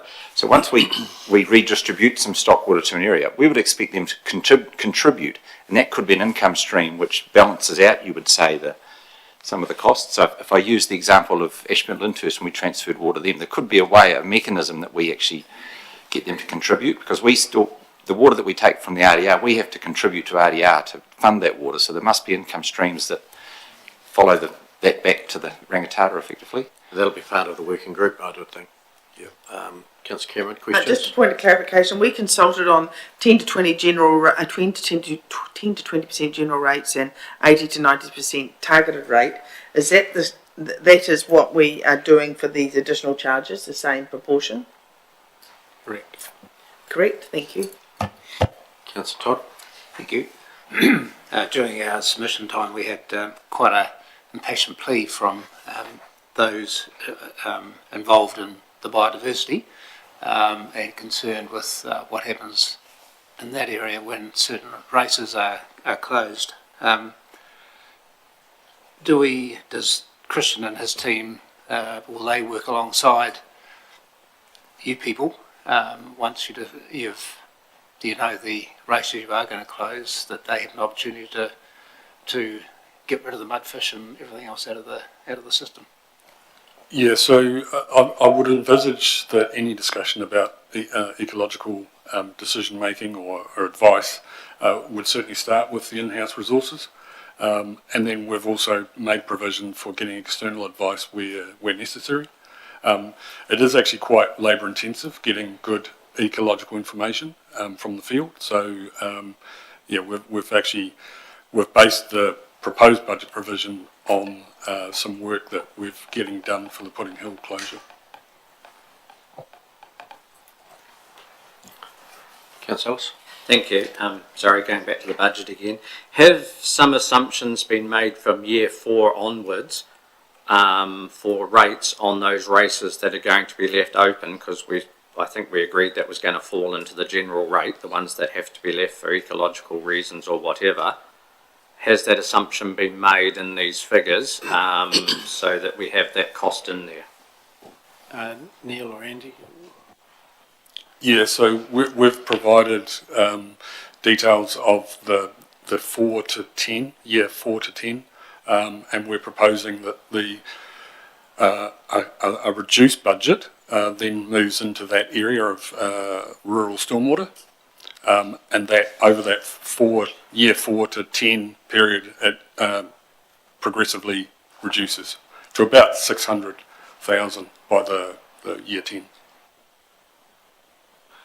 Yeah. Sorry, that's uninflated dollars. Yeah. Yes. Which won't be, it'll be firmed up as time goes on. It may be needed, that may not, but annual plan will sort that out. How's the rural stormwater funded for the funding policy? Hold the line. Okay, so we'll come back to that. Any other questions, Councillor McMillan? Thank you. Just a question. So other whenua participation, I'm guessing that's just through the 6 weekly AEC meetings, or will that sort of ramp up a little bit more? Well, no, and for what I envisaged, I think they need a seat at the table of the project team. So I've allowed for that level of participation. Thank you. Councillor Wilson, I could ask you to do one of two things. Move your water jug or lift your stalk. Oh, sorry. There, I can see the red light now. Yeah. Thank you. It follows on from your question around the funding. I would have thought into year 4 onwards, if we're leaving some open for ecological reasons, that wouldn't be funded from rural stormwater because its own ecological benefits the whole community. So who's going to pay for if the water ended up going through the domain, or it's ecological as the whole county, the whole district. It's not just the rural stormwater. So that mechanism may have to be revisited, and that's part of I would have said, the political side, the advice that we could perhaps offer, thinking wider than just a purely day-to-day thing. We have the answer coming in now, Tony. Thank you. Through the chair. So currently in the draft revenue and financing policy, stormwater is charged on a ratio of 90% on targeted rate and 10% on general rate. So the targeted rate are for the communities that actually receive a formal stormwater service that council has right now. So we would need to readdress this in the future. Yeah, so it'll be in the wrong place at the moment because I think we're thinking it'll be general rate by the whole community will fund those races that remain open for community biodiversity. Yes, and in my mind, it may well be that council will consider it's a combination of those things because we've heard from a number of submitters who have talked about the stormwater as one separate issue, but we've also heard them talk about ecological values, and so I think there's probably in reality a combination of purposes for keeping various rates open that probably need to fall across a range of rates in the future. Yeah, to be determined at a future date. Rob. Thanks, Andy. I was just wondering, when we're finished with Stockwater, and what hasn't been redistributed amongst irrigation outfits and that sort of carry on, the consent that we held, any excess, is that after 3 years automatically straight away we don't hold anymore, it's got to be given back? What's the protocol there? Well, basically, you would still hold the consents. There may be some of those consents have to get changed, and we have to transfer some rights to another party, another supplier. But any remaining that we have at the conclusion of the exit, they remain in our control until such time as we surrender them or they expire. So there's no time limit on... Well, they will expire in 2032. Thank you. Councillor Cameron? Just one final point of clarification. When do we decide on the changing, if we do decide, on the stormwater versus biodiversity advantages to a general rate as opposed to a targeted rate? Mark? That would likely be next long-term plan, I would imagine. Next long-term plan. You could give a steer now, though, that we're thinking it's a general rate Yeah, contribution I mean, from we'd the need to district. do the work. Well, some of us may prepare be for that. thinking it's a general Yeah, rate, some of we're us giving may a not steer, be. correct. It'll give a steer, and when we get close to the time, it'll firm up. I would like to give a steer that it is not a general rate. I think the Chief Executive was very wise in his analysis that a lot of submitters brought up the benefit of the drains to their stormwater and their drainage, and it was essential for that to protect their farmland. So I possibly would not give a steer to that.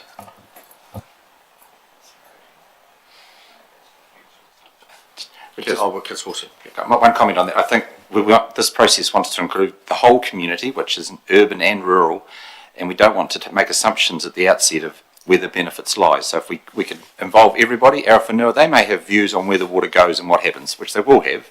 So if we have open mind to start with, we'll end up with and that process will end up with the charges falling where they should. Just wanted one further question for Tony then. How is biodiversity rated and funded in the funding policy? Hold the line. At the moment. Hold the line, I'll just look that up. Okay, thanks. Further questions? No further questions. There's a recommendation. I think if you can move the recommendation, but I'm thinking there's number 3 there, and it might be that a working group is to be set up to monitor progress with 2 councillors on that group. Is it number 3? So I'm happy to move that with that number 3 added, Mr Mayor. We don't need to say that it needs to report quarterly to council, that's just a given. Yes, it'll report every time it meets with councillors on it. So however often that group decides to meet, you'll get your reports. And they'll be formed on if this passes on the 1st of July. Yes. Or shortly thereafter. Well, I know the councillors can be identified the 1st of July. There'll be others yes. Who will need to put their names forward from wherever they need to come from. So you're moving the recommendation as is with the addition of number 3. Councillor Ellis. Councillor McMillan. I'll second that. Second. Do you want to speak to the motion? No, I think we've had the debate. Through the, we've had the discussion through the workshops. Oh, Tony, biodiversity, how is that funded now? Currently that's funded general rate 50%, targeted capital value rate 50%. That's just general rate, isn't it? Sorry, the targeted, I should have explained that better. I'm looking at it but didn't explain it. So 50% general rate and 50% targeted capital value rate on Ashburton, Methven and Rakaya using the amenity rate. Strange, but anyway.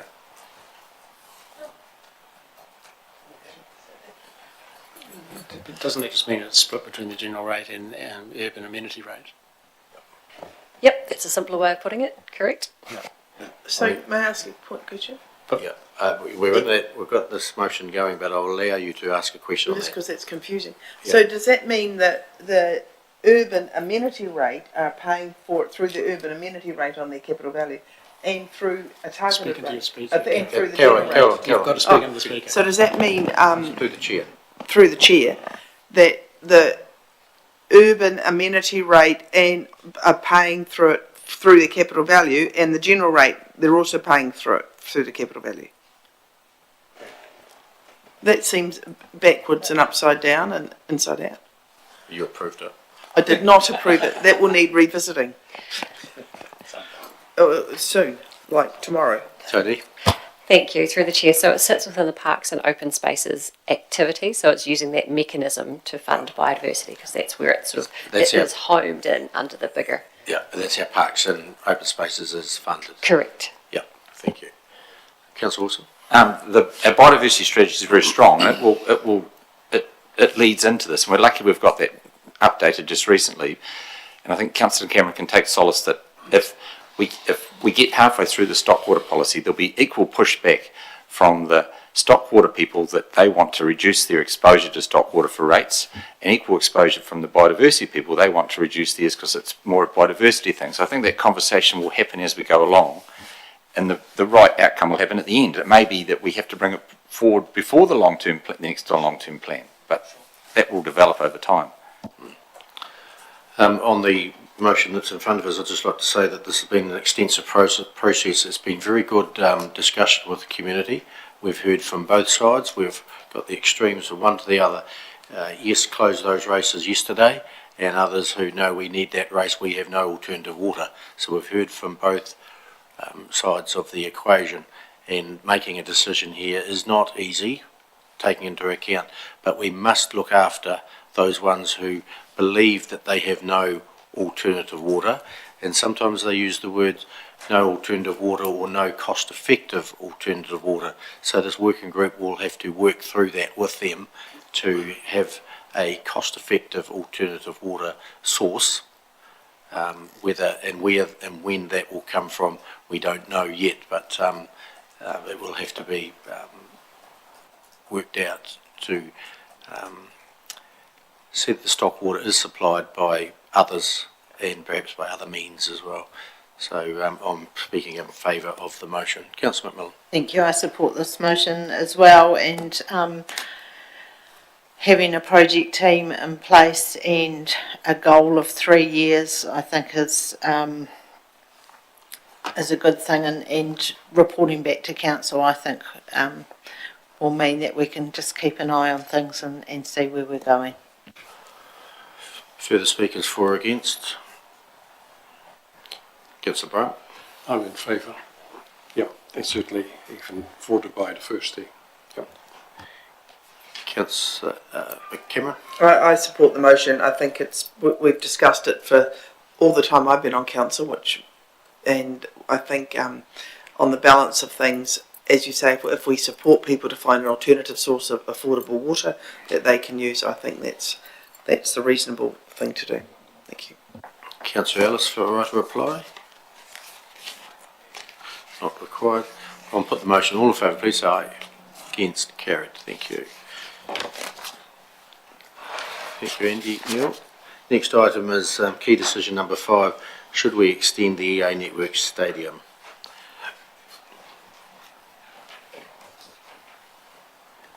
Welcome back, Richard, Sarah. Anything further to add to the report we've got in front of us?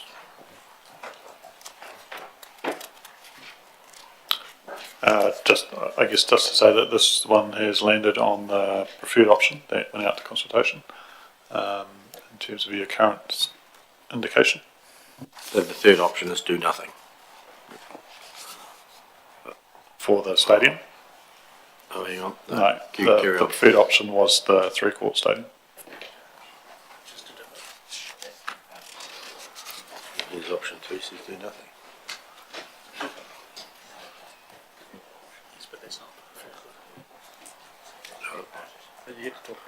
Yep, carry on, sorry. Yep, okay. So open for questions.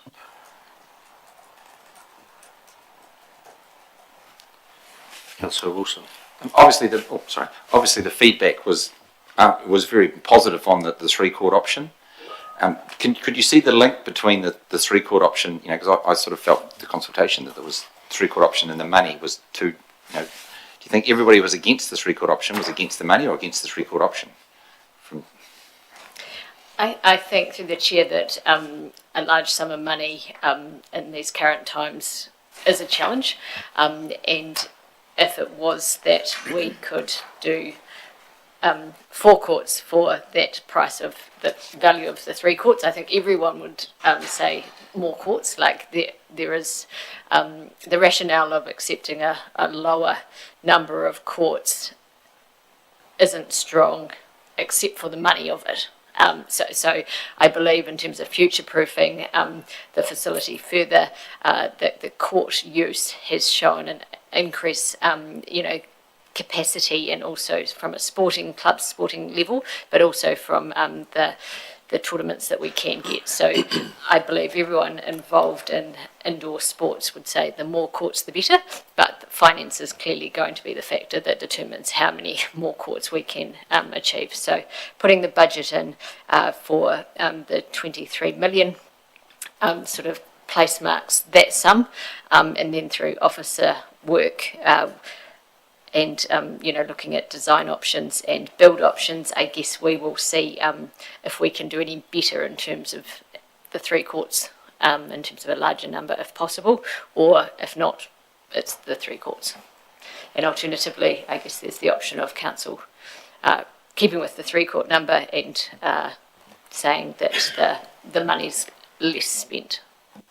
I think that's not what the recommendation is. We consulted on 3 court extension. The number is yet to be decided. It's not 23.7 million and build 4 courts. It's build 3 courts, and you may do it for 15 million. That's where we've consulted on. The 23 is not a perfect number yet, because we won't know until we get there.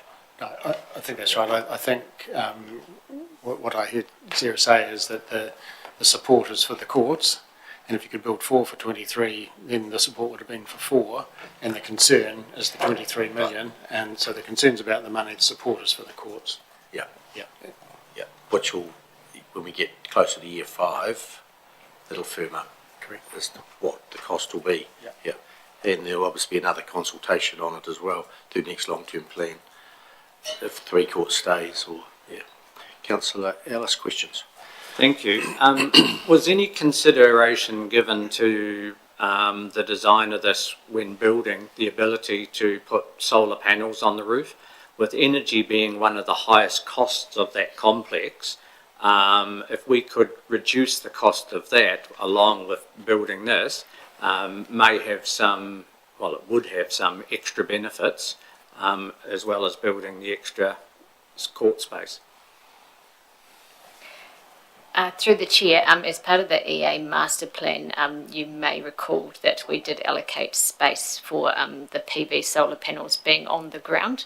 That decision was because we had land of a peculiar shape that was not useful for a rectangular field, and it worked out well. The costing of having something on a building is significantly more than having the same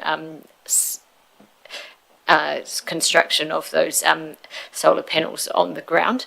So hence, if there is land available that is in close proximity to the consumption, like the facility that consumes the power, that is seen to be the most financially cost-effective way, but it does use land. So we could definitely put some on, but I suspect we needed 1 hectare of land to generate the electricity for the facility and the future-proofing of the facility. So the roof space is, a small portion of that, and I suspect that we would be advised against that, but it's something that we can definitely look at as part of, the future design. And just further to that, in Steve Fabish's time, we did actually do some work on panels on the roof, and it was not a sound investment, didn't generate the return that made the cost worthwhile, and so we didn't take that work any further. As we did with this building we're in now. But to help you, Councillor Ellis, we're going a site visit to the new solar farm being built at Lauriston. I think it's in August. We're scheduled to go have a look and as councillors to see the progress, and I'm sure they will enlighten you as to why they're doing it in a paddock instead of putting them on a building, and that may help you understand efficiencies of using them perhaps better. Councillor Cameron. Thank you very much, and through the chair. We have a very big project coming up that universally the whole district is keen to see, which is the second bridge in the town. This will be kicking in if it goes ahead with the next council between years 5 and 7. Have we looked at what the debt repayment level would be if this was doing it and repaying the bridge at, for example, the FAR rate? I'm not suggesting we don't want to do the FAR rate, but if we do the financial assistance rate, have we looked at what that debt level would be on our ratepayers? No, this budget reflects council's stated intent to contribute $7.5 million to the second bridge. The debt raised to fund that contribution is in this budget, and then that is then part of all the other proposals. We haven't got a parallel budget or a second LTP that reflects anything other than this LTP's $7.5 million. So, yeah. It won't be that hard to work out when we know in September what our contribution is likely to be. Yes. And add that to the existing debt. And as we say, the next council get a go at this regardless. What is, I can't see it, and I've just been quickly trawling through. If I can ask through the chair, what is the debt repayment component annually for the $23 million? I know we consult on 22, but now we're at 23, for the $23 million EA Networks extension. It's a 70% fees and charges, 30% fees and charges in UAGC. What is the debt repayment for that? We did consult on 23.7 million. Well, in the book, I've just looked at the book. In the book, it's got 22. On page 66, which is a snippet of the consultation document, it says that the debt is 23.7 million over years 5 to 7. In terms of the repayment, I'm going to look towards Leanne, who's been key. Just as a point of clarification, I'm looking in the key projects, Esperance Library, Esperance Art Gallery Museum, EA Network Centre Master Plan, Stadium Extension. This is included in the budget across years 5 to 7 at a total cost of 22 million. So that was pre adding inflation. Well, maybe, So but I'm just that's what I looked just so now. that's why there's the difference. Yeah, Leanne? Through the chair, obviously it increases, the cost of interest increased as the project did. At its peak in year 8, we were budgeted 737,550,000, of debt, and I've only gone to year 10, so clearly I haven't gone all the way out. And that's around 3.2 across those 1, 2, 3, 4, 5 years. 3.2 million each year, or 3? No. In total. So year 6, 382,000 interest cost. Year 3 goes up to 703, peaks at 737,000, starts decreasing from year 9 onwards, and it's as the principal's being paid, the interest costs come down. Yeah, so that's the interest cost. So the total and it's over 20 years. Did I hear you mention earlier, or 25 years? No, we actually calculated this one on 40. On 40 years? Correct. Due to the significance. I wonder if we could just clarify, Leanne, whether that's principal and interest or just interest. I think I heard you say interest, but surely that's principal and interest. No, through the chair I had principal separate at 409,000 per year. So the total repayments are 700. Yep, I had plus depreciation. So at the peak of this, year 7, I had 1.557. But what's the debt portion of that? The debt proportion is coming down annually as we pay off 409,000 per year in principal. I think what council's looking for is just a number for the debt servicing costs, so principal and interest, and say those relevant years. Principal and interest at the peak year is 1.1 million. Which is what year? Thank you. Yes, a little bit of fees and charges. The EA Network Stadium now, what are we paying the debt off, term of debt over in that project? Over how many years? Sorry, repeat that. The EA Network Stadium we have now, which we built 8-9 years ago, how long are we repaying the debt on that? I'd have to refer to my finance manager on that one. And sorry, I was quoting on 2 courts, not 3. So, may I just chatter while Leanne looks that information up? What is it, how long are we depreciating this building for that we're sitting in? Like, and paying this back over how many years?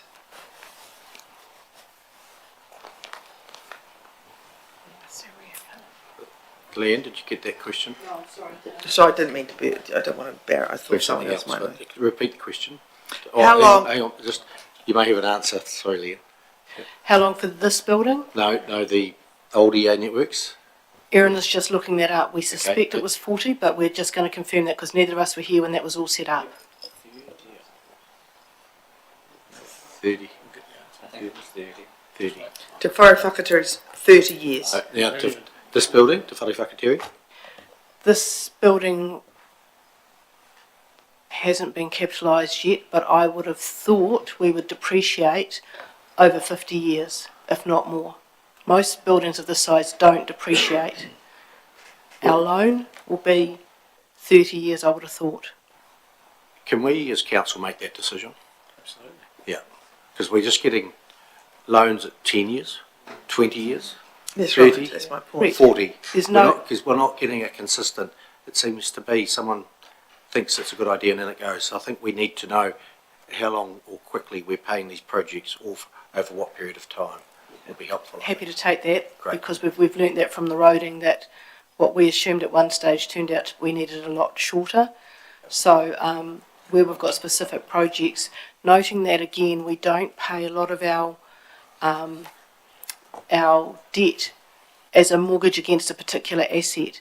We did these calculations to understand the cost when we went out to consult, but again we use our cash flow to clear down our debt. Can I just, I'd like to say something. Are we depreciating this building over 50 years? Because the air conditioning may break, like we had at the EA Networks building, and we had to prop it up because there wasn't enough funds in depreciation. Is that a reasonable, it's a busy building, that centre. Is that a reasonable assumption? I mean, I know the floor's not going to get damaged and the roof will be fine, but thinking of, are we reasonably depreciating it over a reasonable amount of time so we have the funds there to address any...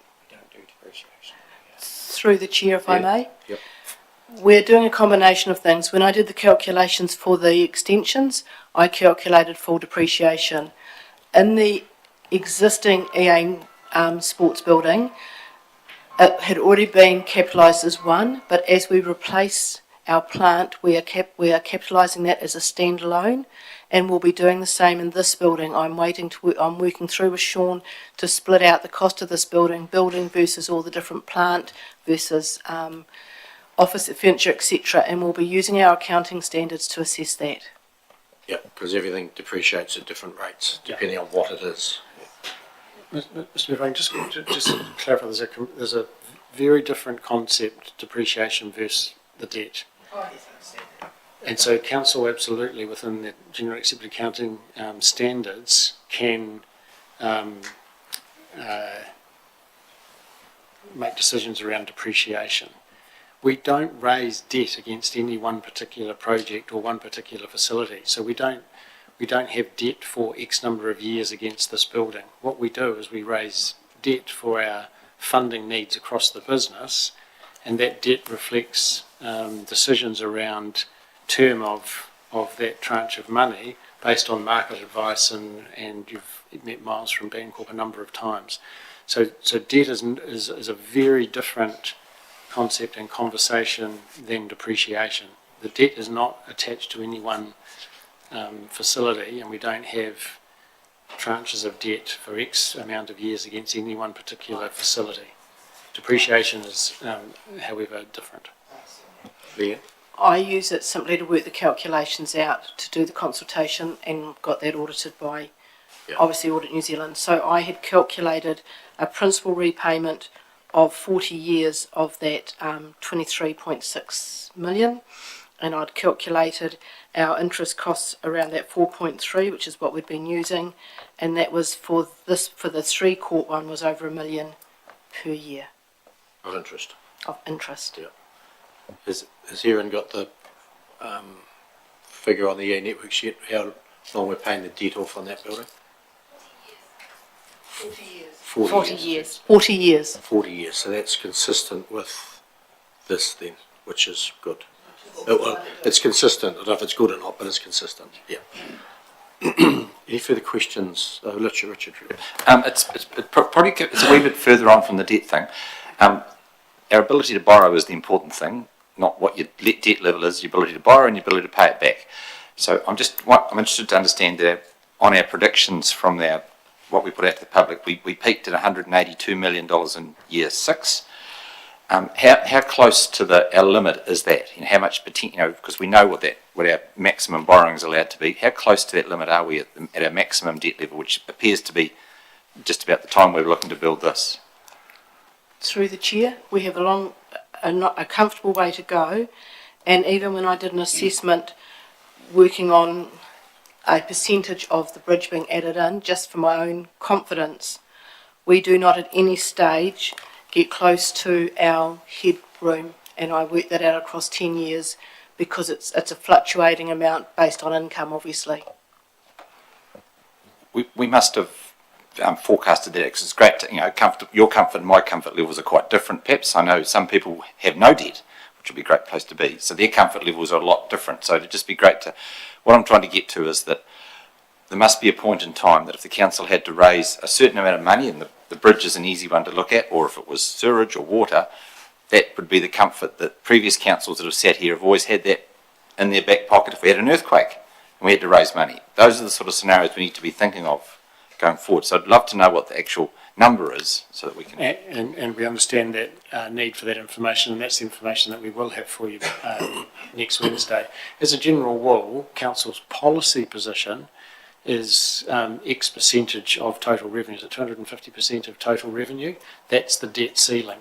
So the comfort that we take is not so much a comfort. It's comfortable that we're within council's policy settings, and so the 182 million is well within the debt ceiling established by council policy.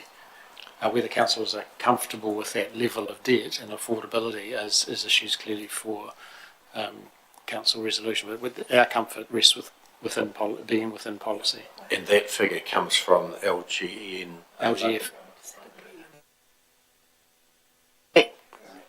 Who suggests that's all they'll lean to, so we use that figure because that's what they've suggested. We could choose another figure, but if we went over that we wouldn't get funding from them.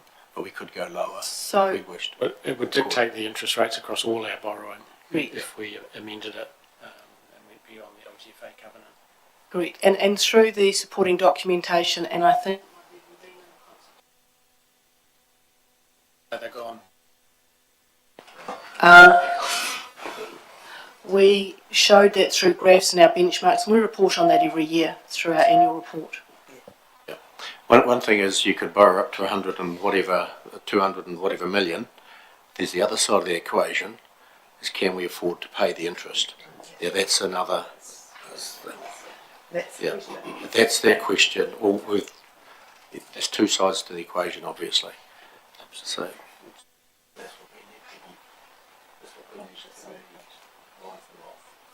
We lost it. Sorry, councillors, we are having difficulty with the speakers. I know Tony and Lily will be working on that, but they are coming. Let's proceed. Councillor Ellis, question still. Thank you. And I'm just still trying to get my head around the principal and the interest payments and what year they kick in and how much that is. So is it year... Can we just get the answer for what year they kick in and how much? With this project, yes. Through the chair, so we're talking 3 courts? Indeed, 3.7 million. Cool. So our interest started kicking in, just getting my little spreadsheet to work, kicked in around year 6 at 527,000. It went up to 971,000 in year 7. Year 8 it goes up to 1,018,000.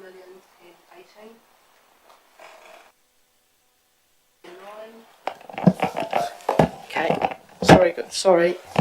And year 9, which is its peak, is 103,854. We start coming down after that as the principal reduces. So that's just the interest, and then the principal on top of that? Correct. So we're working on 591,780 principal, and we've done the identical for depreciation. Both the loan and the depreciation were over 40 years. Yeah, okay. So you're looking... So year 6, we're just over $1 million. No, because there's nothing to depreciate at that point in time. So year 6 is purely interest, 527. The big... And principal, though, of 591. We don't start doing the principal until we actually capitalise the whole project. At the end. Yeah. So year 9, with everything happening, so that's principal, depreciation and interest, your peak year is 2.2 million. Does everyone realise what percentage of rates 2.2 million is? Yeah. It's 5%. And in year 9, our budgeted increase is 3%.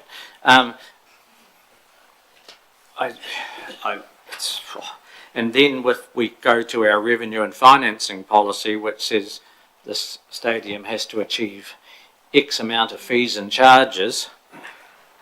How are they going to be able to achieve that on those sorts of figures? Our revenue and financing policy is just going to be blown out the window with that.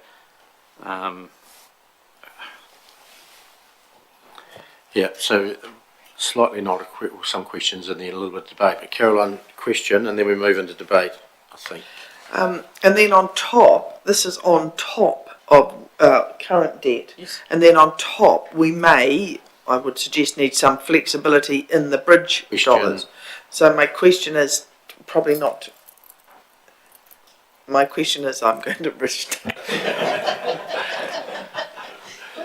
So I think now we've got a move to a recommendation there, which is that council approves up to 23.7 million for a 3-court EA Network Stadium extension, providing a minimum of the features identified in option 2, with project preparation and construction in year 5 to 7 of the long-term plan, 2930 to 3132 of the long-term plan, 24 to 34. Is there a mover of that?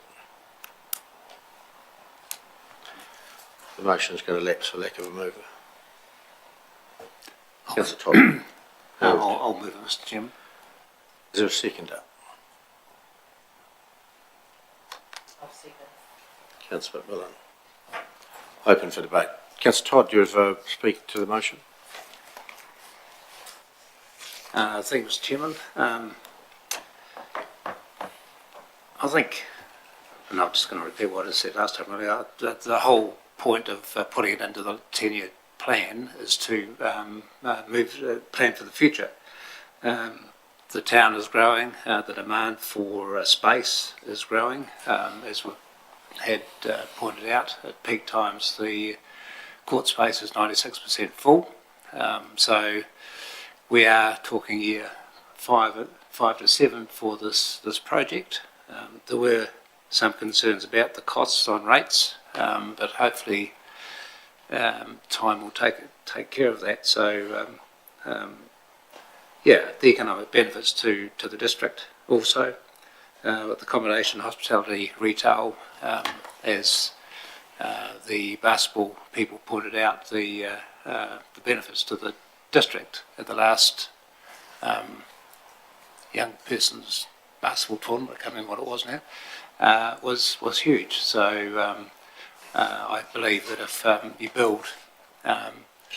build things, then people will come and enjoy them. Councillor Cameron.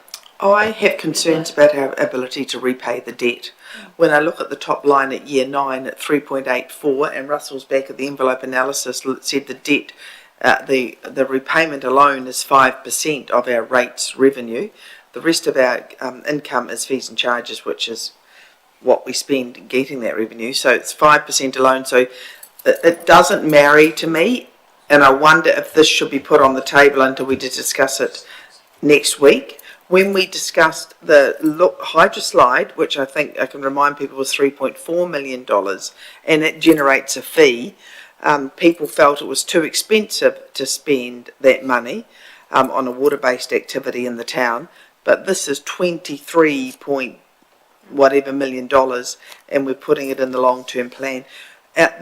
Universally in this district, pretty much everybody wants a second bridge. Everybody that's consulted is very supportive of a second bridge in this town and concentrating on key infrastructure projects, which they consider to be roads, water, wastewater, sewage, parks and reserves, key infrastructure projects, and they want the second bridge. I do not know what the likelihood of us getting a second bridge for 7 million. I hope it is tremendously likely, but I have my reservations about that. Do we need the headroom, not the borrowing headroom, but the debt repayment headroom to get the second bridge and to cost the second bridge? And I have some reservations around these figures and would like it to be laying on the table till next week. What more information would you require for it to lie on the table for next week? You come back, though, hold that question. Councillor Hooper. Thank you. At the top of my page here of notes, I've got concerns around how much the EA Networks Centre costs us already. There's a theme right throughout all our submission topics of saving money and people doing it hard in our region. I think I understand why we have to have preferred options in our consultation, but I think it is confusing for some people. We haven't discussed football, soccer at all. We've had passionate submissions from rugby. 23.7 million goes a long way to rugby fields or hockey turfs. It goes a long way to creating a region-wide bike track that I believe would bring in much more money and more people to this region. Mark runs awesome tournaments now. I know he does a lot of shuffling around and uses Oxford Street, but he makes those things happen and they create money for our region now. He does a great job. And I'm possibly losing my basketball correspondent in my other job, but he'll be upset with me by saying this. I would like some more commitment from basketball as well. What are they going to do? He couldn't really say to us that, oh, we commit to this new look stadium. I get the feeling that they were still going to use Oxford Street, and I can understand that. So, yeah, with confusion, I believe, over preferred options, I am in the do-nothing camp. Councillor Miller. Thank you. I support this purely because it's in year 5. I think if it was in year 1, 2 or 3, we just couldn't afford it. I wouldn't support it through that. But looking at the feedback that we got, and we are asked to take note of what people says. 52% wanted the 3-court extension, 8% wanted a 2-court extension, which gives you 60% of the people wanting some type of court extension. So I think we have to listen to the people. Yes, eye-watering costs, but having it in between year 5 and year 7 gives us time to re-evaluate next LTP. Councillor Wilson. I fully support the 3-court extension, but I'm afraid the 23.7 overrules the full support of the 3-court extension. So I think the consultation process is very good because it gave us a steer to what people want in the court department. But as I've alluded before, I can't bring myself to spend 23.7 million. So I'm a no to this. I think it follows Councillor Hooper's thoughts that we need to think more about where we put 23.7 million for sport in the whole district. But we still flag that 3 courts is the way to go there, but we can't afford it. So I wouldn't put it in the plan because then that gives the 3 courts a head start on everything else. So we need to stand back and think where we go. So I'm a no. Councillor Michael. Yeah, I'm a no. The bridge makes me very nervous. We don't know, we're only assuming at this stage it's only 7.5 million. What if we have to pay half? So I'm a no. Councillor Cameron? I may go back to what I'd like it laid on the table. My questions arise to bridge. I'd like an analysis on bridge costs, say at 7.5, 15, 30, 50 million, you know, so we can compare debt repayment over that period of time. And I take your thing, Hamish, that we raise debt as a bolus, not per item. And I'd also like just to make sure, through the chair, Leanne, that 3.84 is actually right. I'm guessing it is right. But just to, because Just to clarify, 3.84 what? percent Year 8. year 8 and year 9 and year 9. Russell did that back of the envelope thing on the debt repayment. Rate increase year 9, 3.8. Is that correct? Yeah.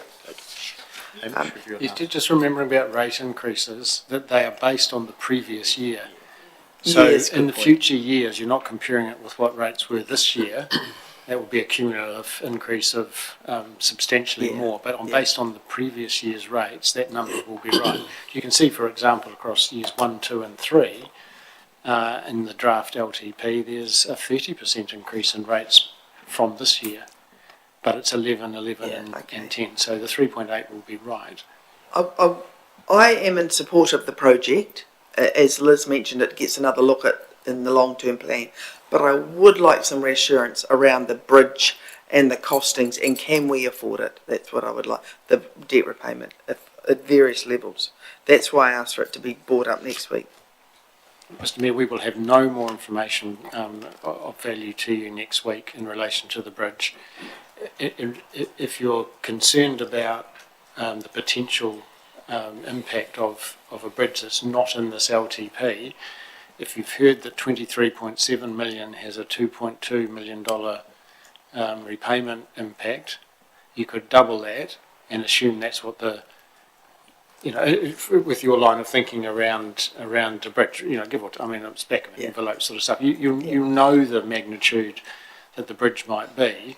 There's very little more we can do for you by next Wednesday. The National Land Transport Programme is not adopted till August. We can't have more clarity for you. If your concern is affordability given uncertainty with the bridge, then I think you probably know that now. Yeah, it's going to be at least 10% of rates income if you're looking at the same amount. Yeah, so there's no other, we're going to deal with this matter now. Before I get to the other speakers, I'll just have a comment myself. Of the consultation, 60% said do a 1 or 2 or 3 court extension, 40% said do nothing. So 23.7 million is a fair amount of cash, and looking at the repayments, I think it's a worthy project for the future. So I'd be suggesting, if I get any support, for it to go into year 9. It doesn't lose sight of it, but it's got 2 more of these LTP processes to go through. So year 9 would be my suggestion. I don't know whether I'll get support on that or not. Councillor, If I was allowed to vote, that's probably where I would have been putting it out to year 9, because what concerns me is the bridge. We can end up having to put money into that, and all this is going to clash, and it's the whole affordability to a county. But leaving it in the plan and putting it out, at least it's there, and I think actually the public probably need to get in behind us and do some public funding, what they did originally for the stadium, and it gives them an incentive to get out and do something and become part of it. Councillor Brown. Thank you, Mr. Chair. The cost and the repay is really, I'm strict, I'm not sure I'm happy about it, but it's a nice have, or is it needed? I'm still not sure. I know it's giving benefit to town, but who? And who is paying afterwards? And that's basically all the ratepayers. I would love to see an extension, but I can't say yes or no at the moment. I'd like what Neil said, year 9 it's still there, but not before that. That's my view. Councillor Todd. Probably just a newbie question. Isn't the idea to get something into the long-term plan, once it's in, it can move around different years? So it's at this stage, all we're basically debating is getting a project into the long-term plan so that future councils will make the ultimate decision as to what actual year it'll start. Is that right? Yep. The bridge, when it went in, the long-term plan was put in at year 10. It was at year 12 was when it was mooted, but it went in as year 10 because there wasn't a year 12, and it stayed there for a bit, and then it started counting down, and we're there. Might have gone past it, actually, the years as it went down. Hamish, you have a comment there or question? No, just a point of clarification. I think inclusion in the plan is an important signal, though, to your community. And I think if you have something in year 5, knowing you've got one LTP to revisit it, that certainly gives a future council the opportunity to do something differently. But you are sending a signal to the community that in 5 years' time, this council is expecting to do that piece of work. And of course, it can change, but it's more meaningful than that to the people who care about this issue. The further out you go, the less certain it becomes. But even in a year 9, there are clear indications that this council has an intention to do something. So while it's absolutely valid to place it in a plan, knowing that there will be further work done or further councils to consider it, don't underestimate the signal you send to the community by including something in the plan. Just keep that in mind, would be my suggestion. Go, Russell. Thank you.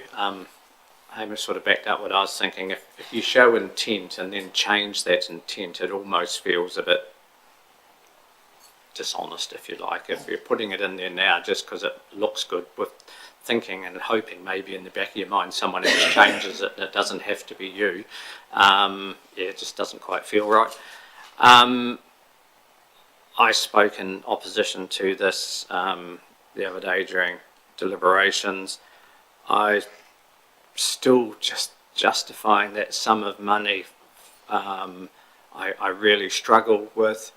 I would like us to have a robust discussion when we have the master plan for EA Networks comes up and the overall vision for the whole area, if you like, because I think there are some other groups out there who would love to use some of that space, and maybe discussions need to be had, but may be prepared to contribute something as well. And we may get a far wider, bigger, more diversified group of people using the actual whole area. We also need to remember we own another building in that Greenfields area that at the moment I think is just used for council storage, but it may also be able to be purposed for something. It's a good space, and so we just need to keep in mind all the possibilities down there. And I think timing's probably just been a little bit funny between doing this and doing the EA master plan, and they didn't quite line up. And I think an overall vision will be better. My 9-year suggestion, are you thinking yes or no for that? No. Thanks. Rob? Yeah, your 9-year, I can't really see a point. I believe we sit on our hands, do nothing, leave it up to future councils to bring it into a plan at a later date if they felt necessary. I don't believe it's absolutely necessary, indicating to the public now that it's in the plan. The people that submitted it, that want it now in 9 years, are they going to be still in the district, or are they going to be interested in using the facility? I say possibly not. Councillor Miller? Thank you, through the chair. I think year 9 is too far out. However, I would be happy with the year 7 to 9, so it's completed by year 9. Councillor Cameron? I support that. I was looking for year 7, so it's 2 terms of council away, and then we have an understanding of what the bridge may or may not cost, or it may be built and we're using it. So I would support year 7, definitely. I think it'd be a wonderful addition to a great facility. Okay, I'm going to test the meeting, and I'm going to use the recommendation that's there, and I'm going to change the words after construction in year 5 to 7, and then construction starts in year 9. And I'm going to move that. Everything stays the same. Year 5 to 7 goes to year 9. Do I have a seconder? Councillor Brown. We haven't moved that yet. We've just moved it now. Oh, have you? Yeah. Oh, sorry. Yeah. I have got it. I didn't think it was moved, but look at my notes, you're correct, 100%. I'm doing an amendment. Yeah. I've got an amendment. So I've got I moved the amendment, changing year 5 to 7 to 9, and Councillor Brown seconded it. Open for debate. Councillor Kimmer. You have a seconder for that amendment, did you? Councillor Brown seconded. I am not in favour of that amendment. I would like the years to be years 7 to 9. It's another amendment, so just deal with this one. Well, I'm not in favour of that amendment. Okay, fine. Speakers for or against? No more speakers for or against. I'll put that amendment. All in favour, please say aye. Aye. 2, 3. Against? Lost. Revert back to the original motion. The original motion now sits. Can Councillor I McMillan. move an amendment You that, seconded just that, hold, because hold. I seconded it, Liz seconded the original. Don't need to change it. the original motion, so I'm not sure, finding out. May I move an amendment? Let's do one thing at a time. No, we can have an amendment. We're just referring to standing orders. No, I'm sorry, you can't, Deputy Mayor, move an amendment. You can. Councillor Cameron. Am I able to move an amendment to the original motion? Yes. I would like to move the amendment that the project preparation and construction go year 7 to year 9 of the long-term plan. Is there a seconder for that amendment? Sorry, can I just ask you to repeat the years? Year 7 to year 9. Can the Deputy Mayor second that amendment? Hence, she moved the original, seconded the original motion. I could second that one if you like. Councillor Wilson has seconded. So we have a mover and a seconder for the amendment. Debate. Councillor Wilson. I feel it is probably the middle ground. It puts it, it gives two strong councils will be in place to have the debate, but it still signals that we're doing it. We're not pushing it perhaps out that far of 9 years, but we're not committing, because I understand the Chief Executive would have to start in that term really getting things underway, because you can't just suddenly wake up one morning and build a stadium. So it takes quite a bit of work and time and effort to do it, whereas out that far would actually give a new council time to have considered it and be heading the right direction by the time the decision's made. Councillor Todd. Thank you. Being the mover of the original motion, but I'm happy with the amendment because basically I want to get it into the 10-year plan. So if that's what it takes, then that's what it takes. Further speakers for or against the amendment? I'm going to put the amendment. All those in favour, please say aye. Show of hands is 1, 2, 3, 4, 5, 6. Councillor Hooper, is that a hand up or not? 6 in favour. Against? Against. The amendment is 1, and now the amendment becomes the motion, and I'm going to put the motion. All those in favour of the motion, amended motion, please say aye. Against? Carried. Did you want votes against recorded? Nope. Done. What time's lunch? We'll just finish this topic. 12:15. Let's go.